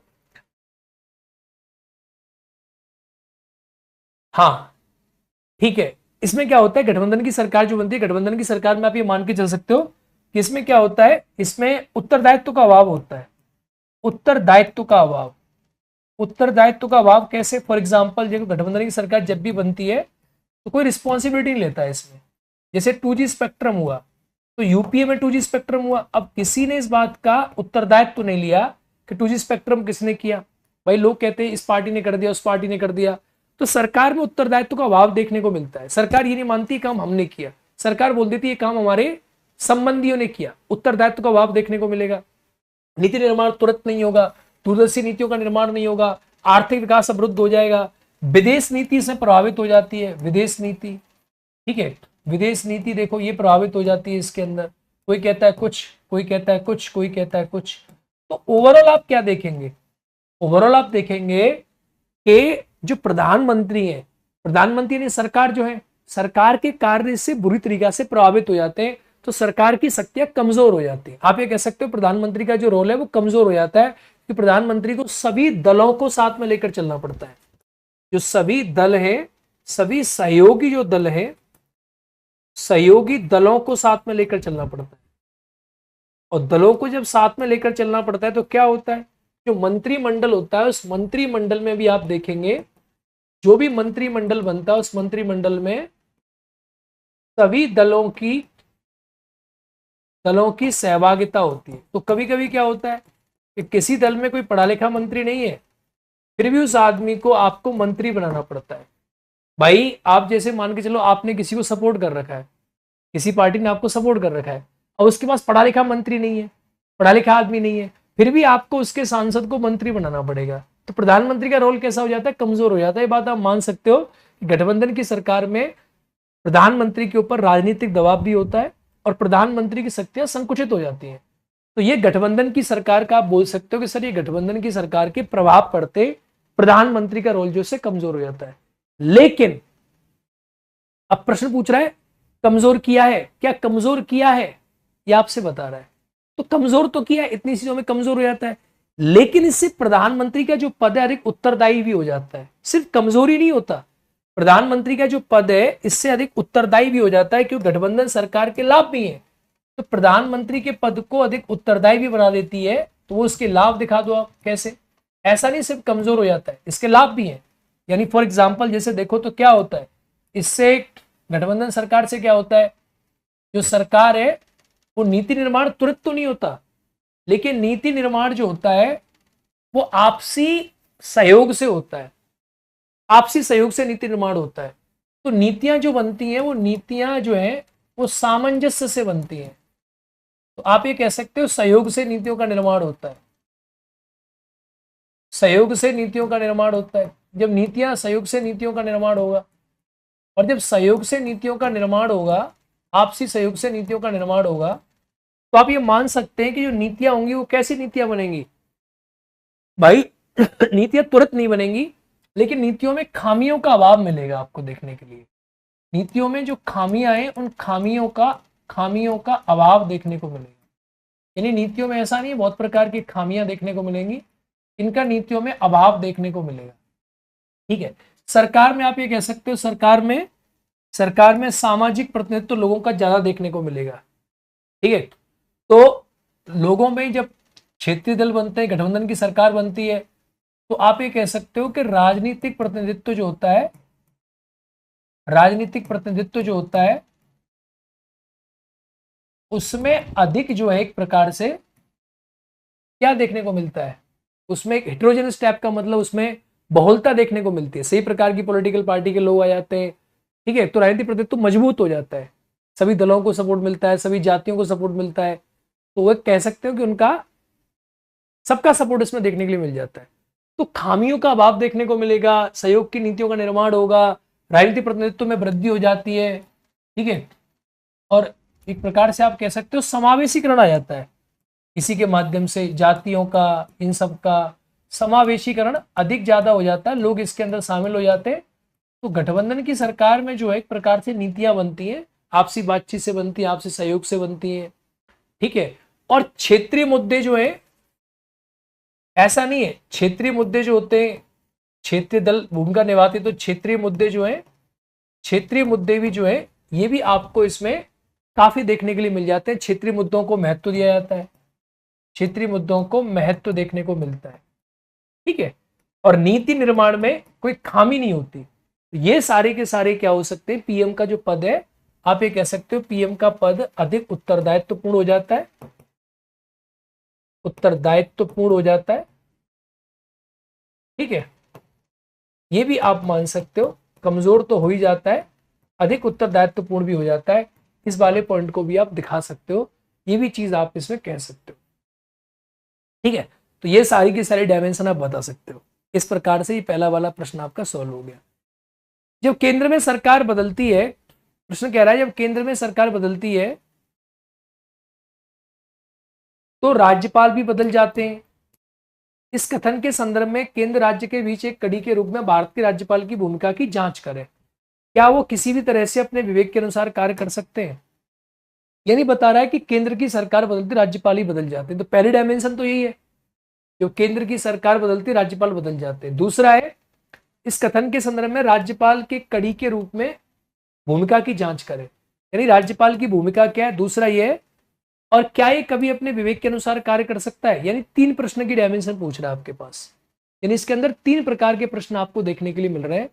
यानी टोटल देखोगे तो 3 प्रश्न आपको इसमें देखने के लिए मिल रहे हैं। 3 क्वेश्चन इसने पूछे हैं आपके, है या नहीं भाई। There are overall 3 question are there, इसमें 3 प्रश्न है, पहला, दूसरा और तीसरा। यानी 3 क्वेश्चन इसमें आपको देखने के लिए बन रहे हैं, 3 क्वेश्चन आपसे पूछ रहा है। जब केंद्र में सरकार बदलती राज्यों में भी राज्यपाल बदल जाते हैं, इस कथन के संदर्भ में राज्यों की बीच की कड़ी के रूप में राज्यपाल की भूमिका बताओ और क्या वो अपने विवेक के अनुसार कार्य करने में कभी भी सक्षम है। तो ओवरऑल ये प्रश्न मैंने क्लास में कराया। देखो इसमें आप कैसे लिखोगे भाई? बड़ी सिंपल सी बात है। सबसे पहली बात आप बताओगे कि राज्यपाल, तो राज्यपाल में पहला कह रहा है कि केंद्र में सरकार बदलती है, केंद्र की सरकार के साथ राज्यों में राज्यपाल बदल जाते हैं। पहली डायमेंशन यही है ना इस कथन के संदर्भ में। तो आप इस कथन के संदर्भ में क्या बताओगे? इस कथन के संदर्भ में आप क्या लिखोगे? इस कथन के संदर्भ में आप क्या लिखोगे? सिंपल सी बात है। सबसे पहले आप बताओ कि राज्यपाल का पद है क्या।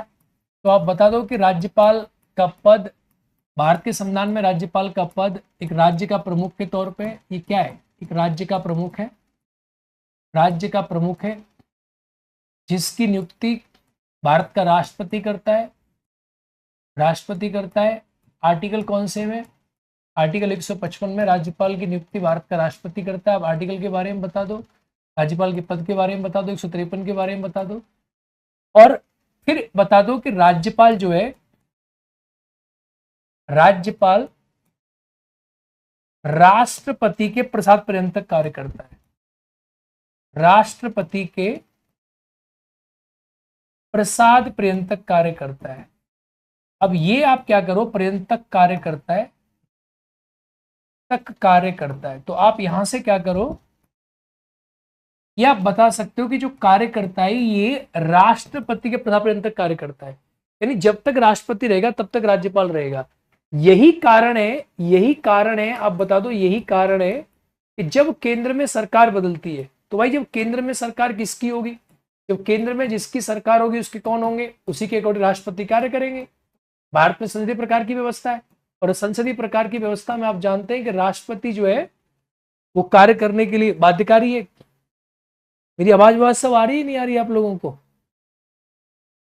हेलो, राष्ट्रपति कार्य करने के लिए बेटे बता देना, आवाज ना आई तो। राष्ट्रपति कार्य करने के लिए बाध्यकारी है, किसके अनुसार? किसके अनुसार? प्रधानमंत्री के अनुसार। तो जब केंद्र में सरकार बदलेगी तो बड़ी सिंपल सी बात है, केंद्र की सरकार राष्ट्रपति को बोलेगी कि भैया आप क्या करो, राष्ट्रपति साहब क्या करेंगे, राष्ट्रपति साहब राज्यपाल को बदल देंगे। तो इसीलिए क्या है कि जब केंद्र में सरकार बदलती है तो राज्यपाल भी उसी समय बदल जाता है। इसीलिए हमारे कंट्री में आप जब जब एग्जाम्पल्स में देखोगे कि जब केंद्र में सरकार बदली, जनता पार्टी की सरकार बनी 1977 में, तो जनता पार्टी की सरकार ने अधिकांश राज्यों से कांग्रेस के राज्यपाल को बदल दिया। और जब 1979 में सरकार बनी कांग्रेस की, तो कांग्रेस की सरकार ने जनता पार्टी के राज्यपाल को चेंज कर दिया, यानी जिन राज्यों में राज्यपाल को बदल दिया।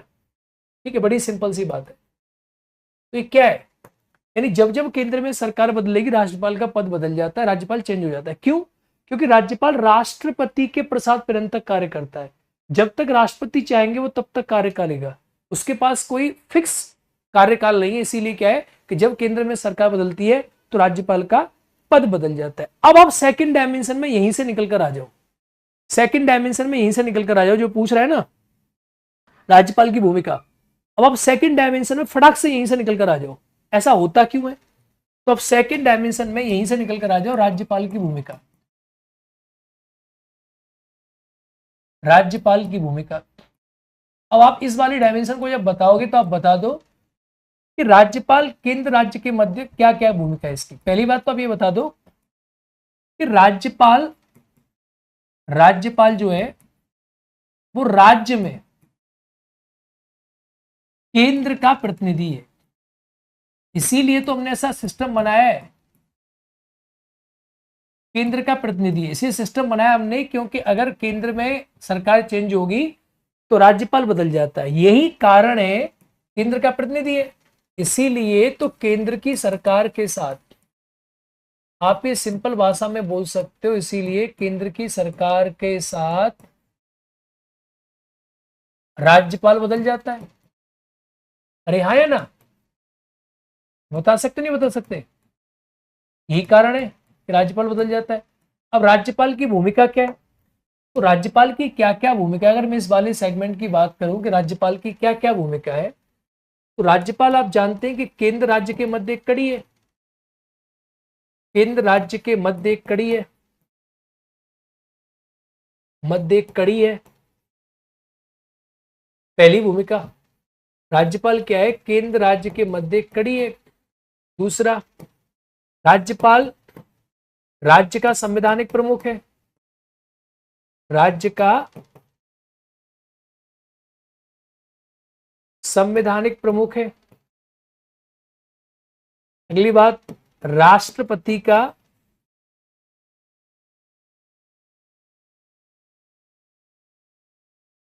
प्रतिनिधि है। राष्ट्रपति का प्रतिनिधि है कि नहीं भाई? राष्ट्रपति का प्रतिनिधि है कि नहीं? राज्यपाल जो है, रिकॉर्डिंग क्लास है क्या? बेटा रिकॉर्डिंग क्लास नहीं है, मैं क्लास पढ़ा रहा हूं, आप मुझे देख रहे हो, मैं आपको देख रहा हूं, मैं पढ़ा रहा हूं। राष्ट्रपति का प्रतिनिधि है, राज्य का संवैधानिक प्रमुख है, केंद्र राज्य का एक कड़ी है। तीसरी चीज आप बता सकते हो, राज्य में लॉ एंड ऑर्डर, राज्य में कानून व्यवस्था लागू कराने में, इसकी भूमिका बता रहा हूं मैं आपको, क्या क्या इसका रोल है। कानून व्यवस्था लागू कराने में विशेष महत्व, भाई तभी तो राष्ट्रपति शासन लगाता है। लागू कराने में महत्व, विशेष महत्व, ये इसका विशेष महत्व है। राज्य में कानून व्यवस्था को लागू कराने में इसका एक विशेष इंपॉर्टेंट है। ठीक है आप ये मान सकते हो हमारी कंट्री में राज्यपाल के पद की प्रमुख प्रमुख भूमिका है। अब प्रश्न आता है कि सर राज्यपाल जो है, ये राज्यपाल का भूमिका है, राज्यपाल का रोल है। अब आप बताओ कि राज्यपाल जो है, एक प्रकार से देखो, राज्यपाल हमारे कंट्री में, राज्यपाल जो है वो मुख्यमंत्री की सलाह से कार्य करता है। मुख्यमंत्री की सलाह से कार्य करता है। आप ये पॉइंट जानते हो कि राज्यपाल मुख्यमंत्री की सलाह से कार्य करता है। क्यों करता है? क्योंकि हमारे कंट्री में एक प्रकार से आपको पता है संसदीय प्रकार की व्यवस्था है, और संसदीय प्रकार की व्यवस्था में केंद्र में भी और राज्यों में भी हमारे कंट्री में राज्यपाल जो है वो इसी के अनुसार कार्य करने के लिए बाध्यकारी है। यानी राज्यपाल जो है किसके अनुसार कार्य करेगा? मुख्यमंत्री या मंत्री परिषद की सलाह पे कार्य करेगा। ठीक है, मंत्री परिषद की सलाह पे कार्य करता है। इस प्रकार की हमारे कंट्री में व्यवस्था बनाई गई है।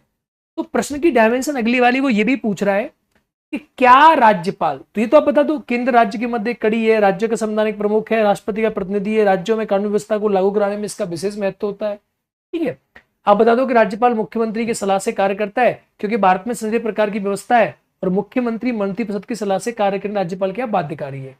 लेकिन उसने क्वेश्चन में पूछा है, क्वेश्चन में पूछा है उसने कि क्या किसी भी तरह अपने विवेक के अनुसार कार्य कर सकते हैं? क्या किसी भी तरह भी अपने विवेक के अनुसार कार्य कर सकते हैं? यानी वो विवेक के अनुसार कार्य कर सकता है कि नहीं कर सकता। तो अगला जो डायमेंशन पूछा है कि राज्यपाल अपने स्वयं विवेक से कुछ कार्य कर सकता है, तो यस आप ये कह सकते हो, ये बात सत्य है कि राज्यपाल राज्यपाल मुख्यमंत्री की सलाह से कार्य करने के लिए बाध्यकारी है। लेकिन मुख्यमंत्री के अलावा भी राज्यपाल जो है इसके अनुसार कार्य करता है, लेकिन राज्यपाल को कुछ विवेकाधीन अधिकार दिए गए। राज्यपाल स्वयं विवेक से भी कार्य कर सकता है। जब स्वयं विवेक से कार्य करेगा तो इसका मतलब क्या है? राज्यपाल स्वयं विवेक से भी कार्य कर सकता है, जिसमें मुख्यमंत्री की सलाह से कार्य करने के लिए बाध्यकारी नहीं है। फॉर एग्जाम्पल क्या क्या कार्य कर सकता है? तो देखो, जैसे आर्टिकल 200 है, तो आर्टिकल 200 में राज्यों के विधेयकों को आरक्षित करना,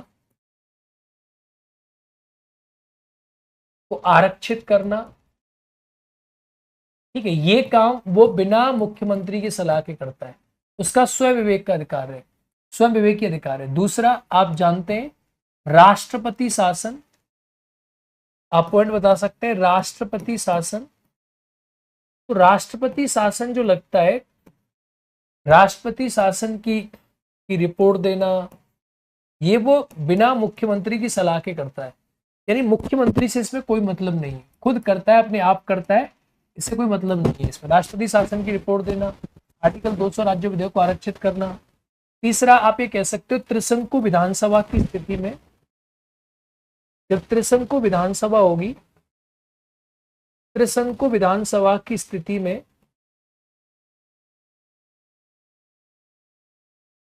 सरकार का गठन कराना, सरकार का गठन। कौन मुख्यमंत्री बनेगा, किसके पास अगर बहुमत नहीं है तो मुख्यमंत्री कौन बनेगा। तो ऐसी त्रिशंकु विधानसभा की स्थिति में सरकार का गठन कराना, ये इसके पास पूरी की पूरी पावर होती है। अगला डायमेंशन अगर देखें, अगली डायमेंशन क्या है, तो अगली डायमेंशन आप ये भी मान सकते हो मेरे प्यारे बच्चों, नेक्स्ट डायमेंशन आप ये कह सकते हो त्रिशंकु यानी हंग। हंग असेंबली जब भी होगी उस सिचुएशन में इसके पास पूरी की पूरी पावर होती है। विधानसभा को भंग करने की शक्ति, यानी सरकार के बहुमत खोने पे, अगर सरकार बहुमत खो देती है, सरकार के बहुमत खोने पर विधानसभा को भंग कर सकता है। क्या कर सकता है, विधानसभा को भंग कर सकता है। ठीक है, तो ये सारी की सारी चीजें क्या है, विधानसभा को भंग कर सकता है। तो ये स्वयं विवेक से इनका प्रयोग करता है, इसके पास विवेकाधीन अधिकार है।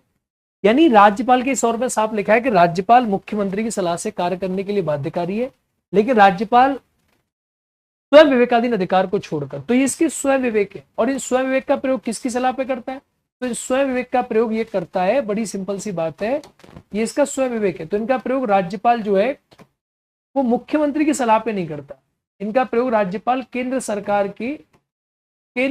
के उसके माध्यम से करता है।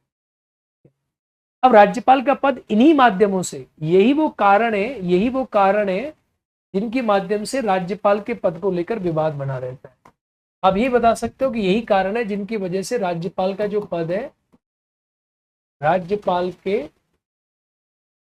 पद को लेकर विवाद, तो पद को लेकर जो विवाद रहता है उसके ये मुख्य कारण है, यही इसके मुख्य कारण रहते हैं। राज्यपाल के पद को लेकर विवाद के प्रमुख कारण यही हो जाते हैं, यही मेन कारण है इसका स्वविवेकी अधिकार। तो ऐसे करके प्रश्न को तोड़ सकते हो आप।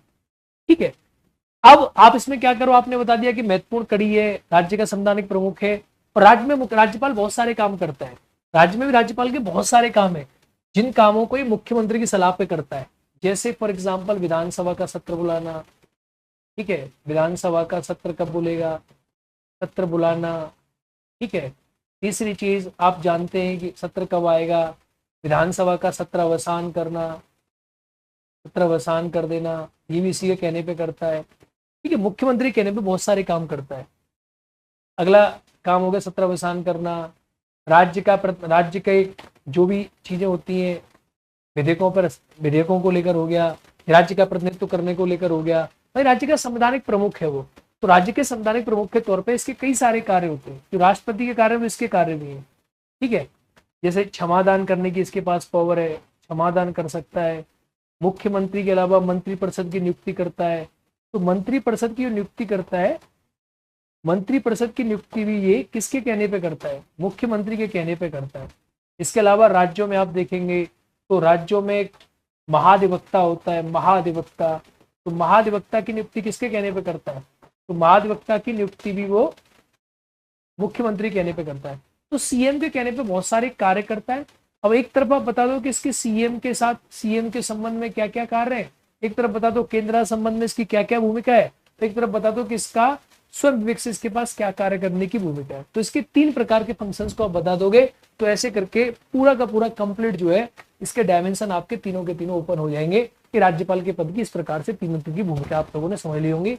टोटल ऐसे करके आपका मेरे प्यारे बच्चों आंसर हो जाएगा। अगला प्रश्न और देख लेते हैं। ये प्रश्न हमारा ये भी हो गया, ये भी हो गया, समय भी कम है हमारे पास। तीनों डायमेंशन मैंने ओपन कर दिए। ठीक है, नाममात्र के प्रमुख के रूप में भी, मुख्यमंत्री के रूप में, तीनों इसकी डायमेंशन मैंने आपको बता दी राज्यपाल की। मुझे उम्मीद है मैंने तीनों डायमेंशन क्लियर कर दिए ना, तीनों डायमेंशन, दिक्कत नहीं है ना। पहला केंद्र राज्य संबंध में, केंद्र राज्य संबंध में मैंने ये बता दी राज्यपाल की भूमिका। फिर राज्य के संवैधानिक प्रमुख के तौर पे ये बता दी मैंने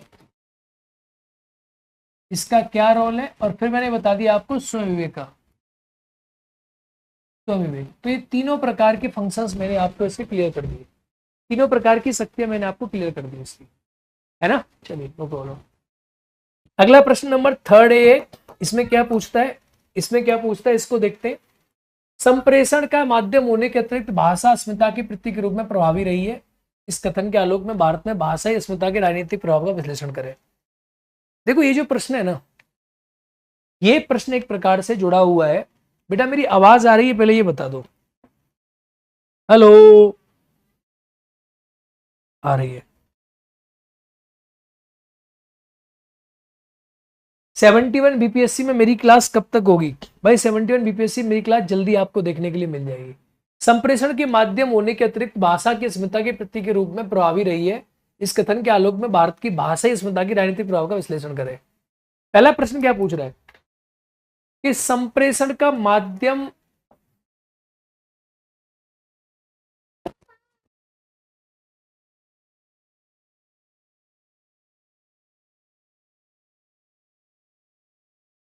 संप्रेषण का माध्यम होने के अतिरिक्त भाषा अस्मिता के प्रतीक के रूप। देखो संप्रेषण का भाषा माध्यम है, पहला तो ये भाई लैंग्वेज क्या है, मीडियम ऑफ कम्युनिकेशन है, पहला डायमेंशन तो ये पूछ रहा है। दूसरा भाषा की अस्मिता के प्रतीक के रूप में प्रभावी रही है, ठीक है। इस कथन के आलोक में भारत में भाषाई अस्मिता के राजनीतिक प्रभाव का विश्लेषण कीजिए। यानी एक प्रकार से पता है प्रश्न किसका है, ये प्रश्न क्षेत्रवाद का प्रश्न है कि भाषा कम्युनिकेशन का मीडियम होने के साथ साथ के अतिरिक्त अस्मिता का प्रतीक के रूप में प्रभावित रही है। अस्मिता यानी पहचान के प्रतीक के रूप में, पहचान की राजनीति को इसने बढ़ावा दिया है। पहचान की राजनीति को ही अस्मिता कहते हैं। यानी आपकी अस्मिता क्या है, आपकी पहचान क्या है। तो किस प्रकार से भाषा ने पहचान यानी अस्मिता के प्रतीक यानी पहचान के प्रतीक के रूप में प्रभावी रही है।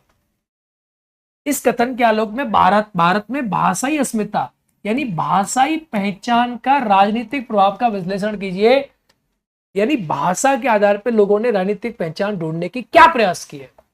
एक प्रकार से प्रश्न रिलेट करता है क्षेत्रवाद के बाद कि भारत में भाषा के आधार पर राज्यों का पुनर्गठन हो गया। इन चीजों से रिलेट करती है सारी की सारी चीजें। तो पहले आप क्या करो, पहले सबसे पहले हम यही बताएंगे कि भाषा यानी इसके 3 डायमेंशन हो गया। पहला डायमेंशन तो आप ये बता सकते हो, डायमेंशन नंबर 1।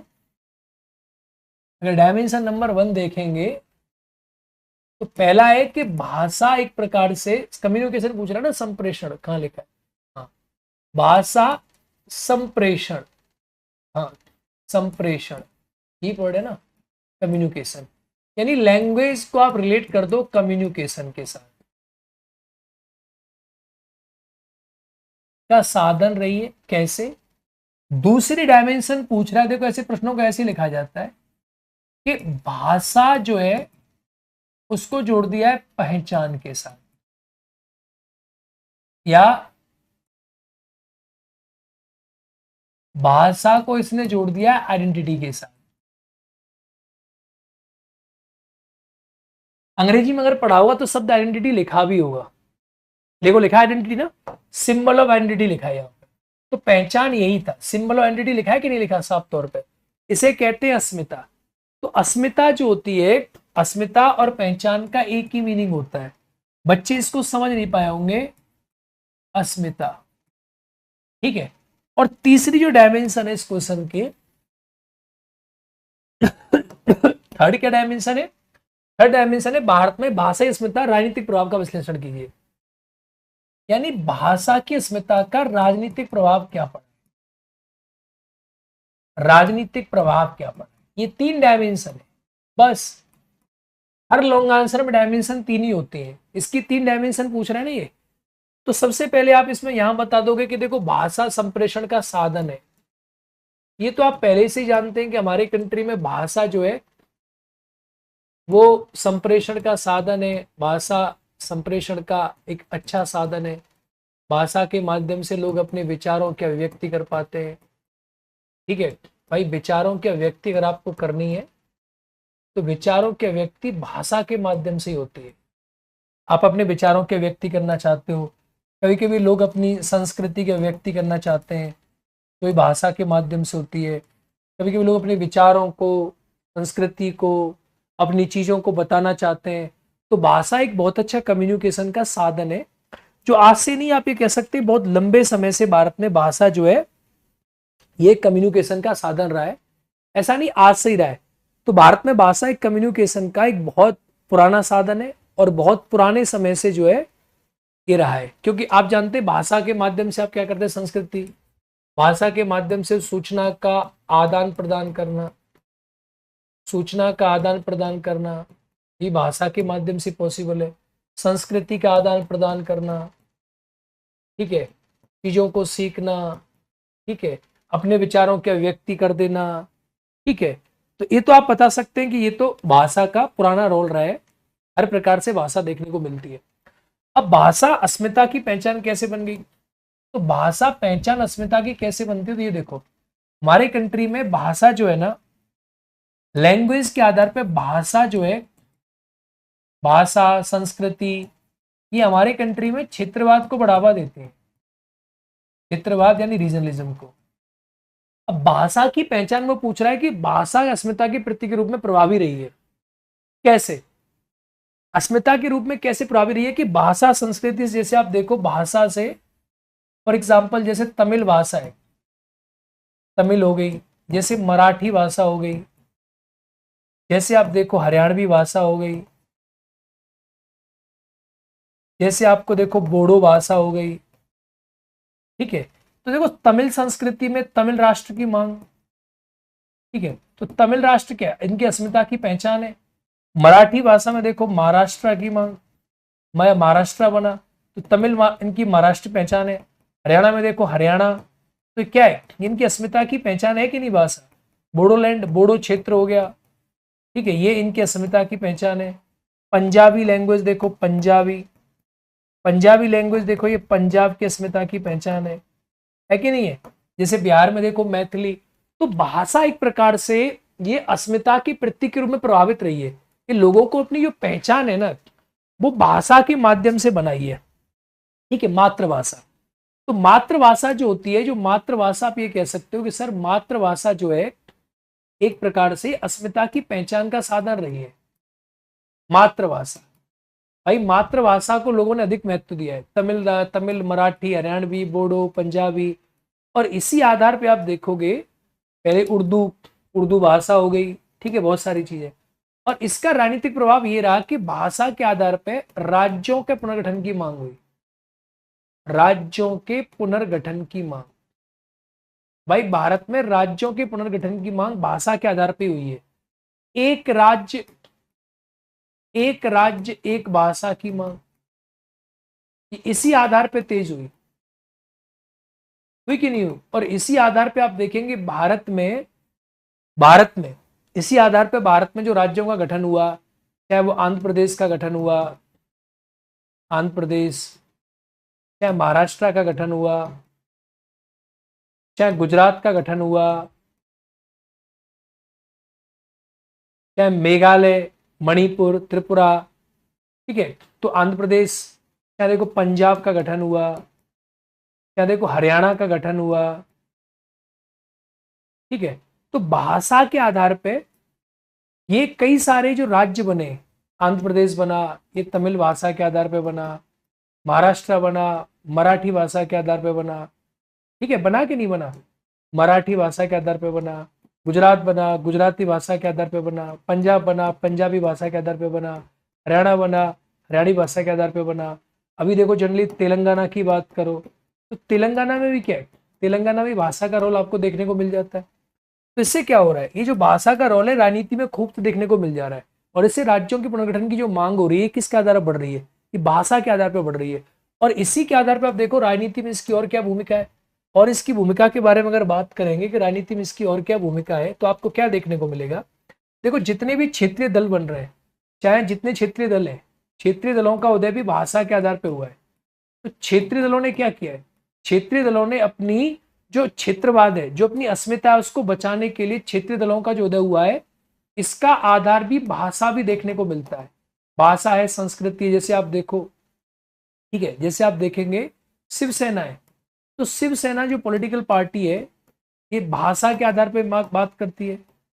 टीडीपी की बात कर लो, शिवसेना, टीडीपी की बात कर लो, तेलुगु देशम पार्टी, ये भाषा के आधार पर बात करती है। झारखंड मुक्ति मोर्चा, ठीक है, झारखंड मुक्ति मोर्चा, तो झारखंड मुक्ति मोर्चा पार्टी किस आधार पर बात करती है, झारखंड मुक्ति मोर्चा को भी अगर आप देखेंगे तो ये भी झारखंड मुक्ति मोर्चा, ये भी भाषा के आधार पर बात करती थी, बहुत सारी चीजें बात करती थी। ठीक है, और देखो अकाली दल वगैरह बहुत सारी पंजाब की पार्टियां, वो भी इसी आधार पर बात करती है। तो ये क्षेत्र भाषा क्या है, भाषा राजनीति में एक प्रकार से उसी प्रकार से भूमिका निभा रही है। और आज भी हमारे कंट्री में जितनी डिमांड चल रही है नई राज्यों के गठन की, उसमें भाषा एक अहम भूमिका प्ले कर रही है। चाहे देखो मैथिली, मैथिली की तरफ मिथिला, मिथिला भाषा के आधार पर, चाहे देखो मिथिलांचल की मांग हो गई बिहार में। तो आज भी अगर हम बात करेंगे वर्तमान समय में, अगर हम बात करेंगे वर्तमान समय में, अगर हम बात करें कि वर्तमान समय में भी जैसे राजनीतिक रूप कैसे, देखो आज बिहार में मिथिलांचल की मांग है, मिथिलांचल। तो मिथिलांचल में भी आप देखेंगे तो मिथिलांचल क्या है, बिहार में मिथिला भाषा के आधार पर है कि नहीं है। ऐसे आप देखेंगे असम में बोडोलैंड की बात है, बोडोलैंड। तो बोडोलैंड का आधार क्या है, बोडोलैंड का आधार बोडो भाषा है। अरे हाँ या नहीं है 100% बोडोलैंड की भाषा है। तमिल राष्ट्र की मांग है, तमिल राष्ट्र। तो तमिल राष्ट्र जो दक्षिण भारत की मांग है, तमिल राष्ट्र की, ये क्या है, ये तमिल भाषा के आधार पे आपको देखने को मिल रही है। ठीक है, अवध प्रदेश, बिहार में उत्तर प्रदेश में अवध प्रदेश की मांग है, अवध प्रदेश। तो अवध प्रदेश किस आधार पे, अवधी भाषा के आधार पे। ठीक है कि नहीं है। तो इसका राजनीति में कनेक्शन जो है ये भाषा के आधार पर जोड़ा जा सकता है, ये जोड़ा जा सकता है, नहीं जोड़ा सकता। उपरोक्त आधार पे आप बता सकते हो कि राजनीति में भाषा का कनेक्शन जो है वो बड़े लेवल पे आपको देखने के लिए मिल जाता है। इसका एक भयंकर कनेक्शन आप जो है जोड़ सकते हो, सिंपल तरीका से कनेक्शन इसके साथ रहता है। ठीक है, ये जोड़ सकता है आपका आराम से। अगला प्रश्न है कि अनुच्छेद 370 के निरस्त होने के बाद जम्मू कश्मीर में राजनीतिक और संवैधानिक परिवर्तनों पर निबंध लिखे।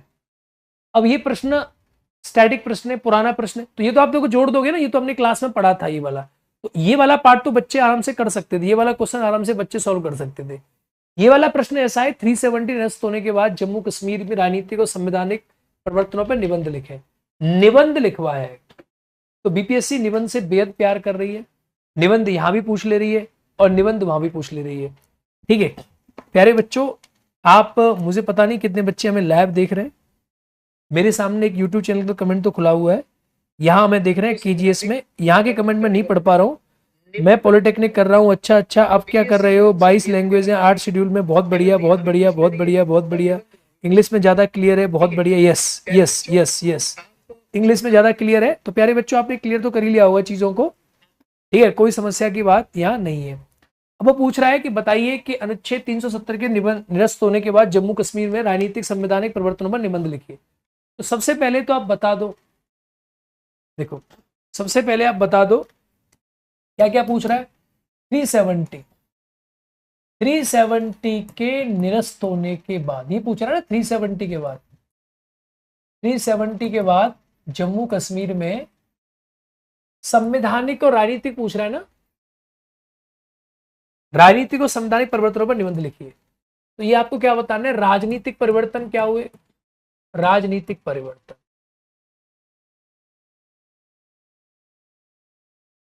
और दूसरा क्या पूछ रहा है, संवैधानिक परिवर्तन।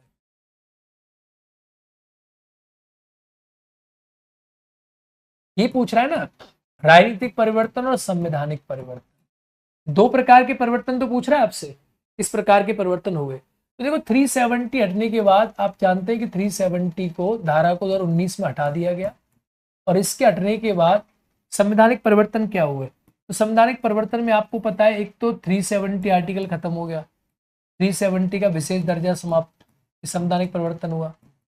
भाई इसका विशेष दर्जा क्या कर दिया गया, इसका विशेष दर्जा समाप्त कर दिया गया। एक आप आर्टिकल पढ़े होंगे 35 ये भी समाप्त हो गया।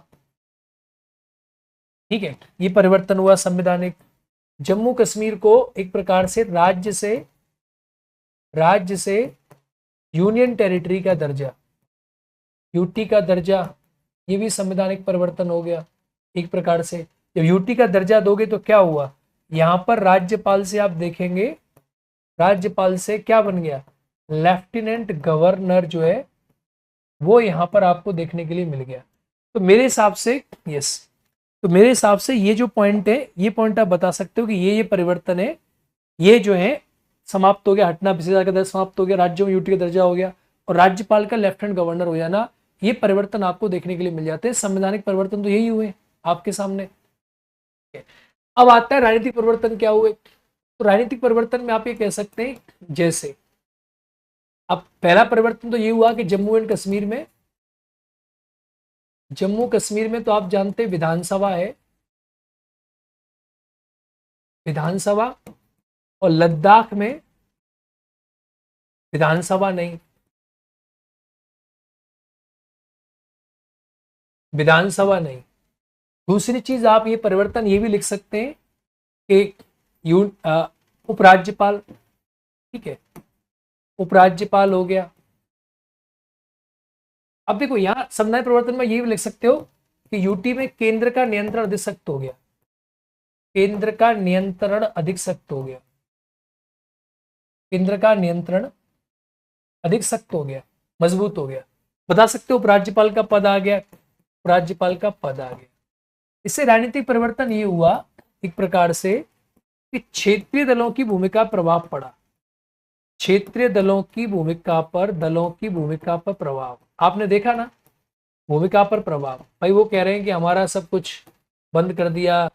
क्षेत्रीय दलों के नेताओं की नजरबंदी, जो क्षेत्रीय दल थे, दलों के नेताओं की नजरबंदी, नेताओं की नजरबंदी कर दी, नजरबंदी हो गई, ये उनको जेल में बंद कर दिया, कुछ कर दिया। तो ये इसके बहुत सारे प्रभाव देखने को मिले। भाई लोग यही तो कह रहे हैं कि भाई ये परिवर्तन कर दिए। अरे हाँ या ना? हाँ बेटा, हाँ बिल्कुल, यस। एक कह रहा है सर मैं इस साल 12वीं का एग्जाम दिया हूँ, आदर्श से पूरा बिहार में, आदर्श से बिहार टॉप किया है सर, यूपीएससी का तैयारी करना चाहता हूँ। बेटे मेरी बात कर सकते हो, यूपीएससी की तैयारी कोई दिक्कत की बात नहीं है सर। अपना हमारे कमेंट नहीं देखिए क्या? आपका कमेंट देख रहा हूँ, एक यूट्यूब के कमेंट मेरे सामने खुले और एक यूट्यूब के कमेंट मेरे सामने यहाँ खुले, दो यूट्यूब के कमेंट में देख रहा हूँ। एक बच्चा यहाँ पे कह रहा है आपने बताया सर क्या, चलो ठीक है, दोनों एक साकिब साहा स्टडी हब दोनों जगह कमेंट कर रहे हो आप, यहाँ पर भी और वहां पर भी। इतना कमेंट बेटा मत करो, एक ही खुलाएगा दोनों जगह, एक ही चैनल खुलाएगा दोनों जगह। तो टाइम वेस्ट नहीं करते, हम पॉइंट पे आते हैं, ठीक है, कोई बात नहीं, धन्यवाद। तो क्षेत्रीय दलों की नेताओं की नजरबंदी। अब देखो इसमें क्या हुआ, और भी आप कह सकते हो प्रशासनिक परिवर्तन हुए, प्रशासनिक परिवर्तन। तो ये क्या है, प्रशासनिक परिवर्तन में बहुत प्रकार के परिवर्तन हुए, प्रशासनिक परिवर्तन हुए, ठीक है। एडमिनिस्ट्रेटिव फंक्शनिंग चेंज हो गई, प्रशासन जो पूरा का पूरा केंद्र सरकार के हाथ में आ गया। तो प्रशासनिक परिवर्तन, केंद्र सरकार का नियंत्रण हो गया, ठीक है, केंद्र सरकार का नियंत्रण आ गया कि नहीं आ गया? भाई प्रशासनिक परिवर्तन जब हुए तो केंद्र सरकार का नियंत्रण आ गया, पुलिस जो है उस पर केंद्र सरकार का नियंत्रण स्थापित हो गया, ठीक है, केंद्र सरकार का संपूर्ण नियंत्रण जो है जम्मू कश्मीर में स्थापित हो गया। तो इस प्रकार से आप बता सकते हो कि 370 के बाद कई प्रकार के परिवर्तन हुए, प्रशासनिक परिवर्तन, राजनीतिक परिवर्तन, संवैधानिक परिवर्तन।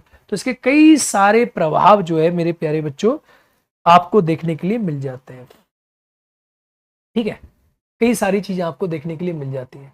अब इसके सामने कई प्रकार की चुनौतियां भी हैं, ऐसे नहीं परिवर्तन हुए तो परिवर्तन के साथ बहुत सारी चुनौतियां भी आई हैं, ठीक है, बहुत सारी चुनौतियां भी जम्मू कश्मीर में देखने को मिल रही हैं। अभी देखो जम्मू कश्मीर अटैक हो गया, तो कई सारी चुनौतियां हैं, यानी क्षेत्रीय अस्मिता बची रहे, क्षेत्रीय दल बचे रहे, क्षेत्रीय महत्व बचा रहे, यानी इस सब से क्या हो गया, नियंत्रण स्थापित हो गया। लेकिन इसके बाद जो प्रभाव देखेंगे आप, इसमें कुछ कुछ आवश्यकताएं भी हैं जम्मू कश्मीर को लेकर कि भाई एक प्रकार से जो क्षेत्रीय क्षेत्रीय क्षेत्रीयता का संरक्षण रहना चाहिए।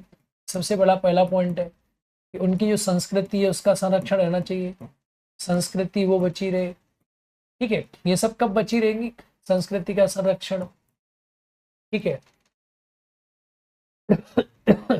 लोगों की राजनीतिक सहभागिता, अब आपने नियंत्रण तो कर लिया लेकिन राजनीतिक सहभागिता में लोगों की वृद्धि हो, उसकी आवश्यकता है, ठीक है।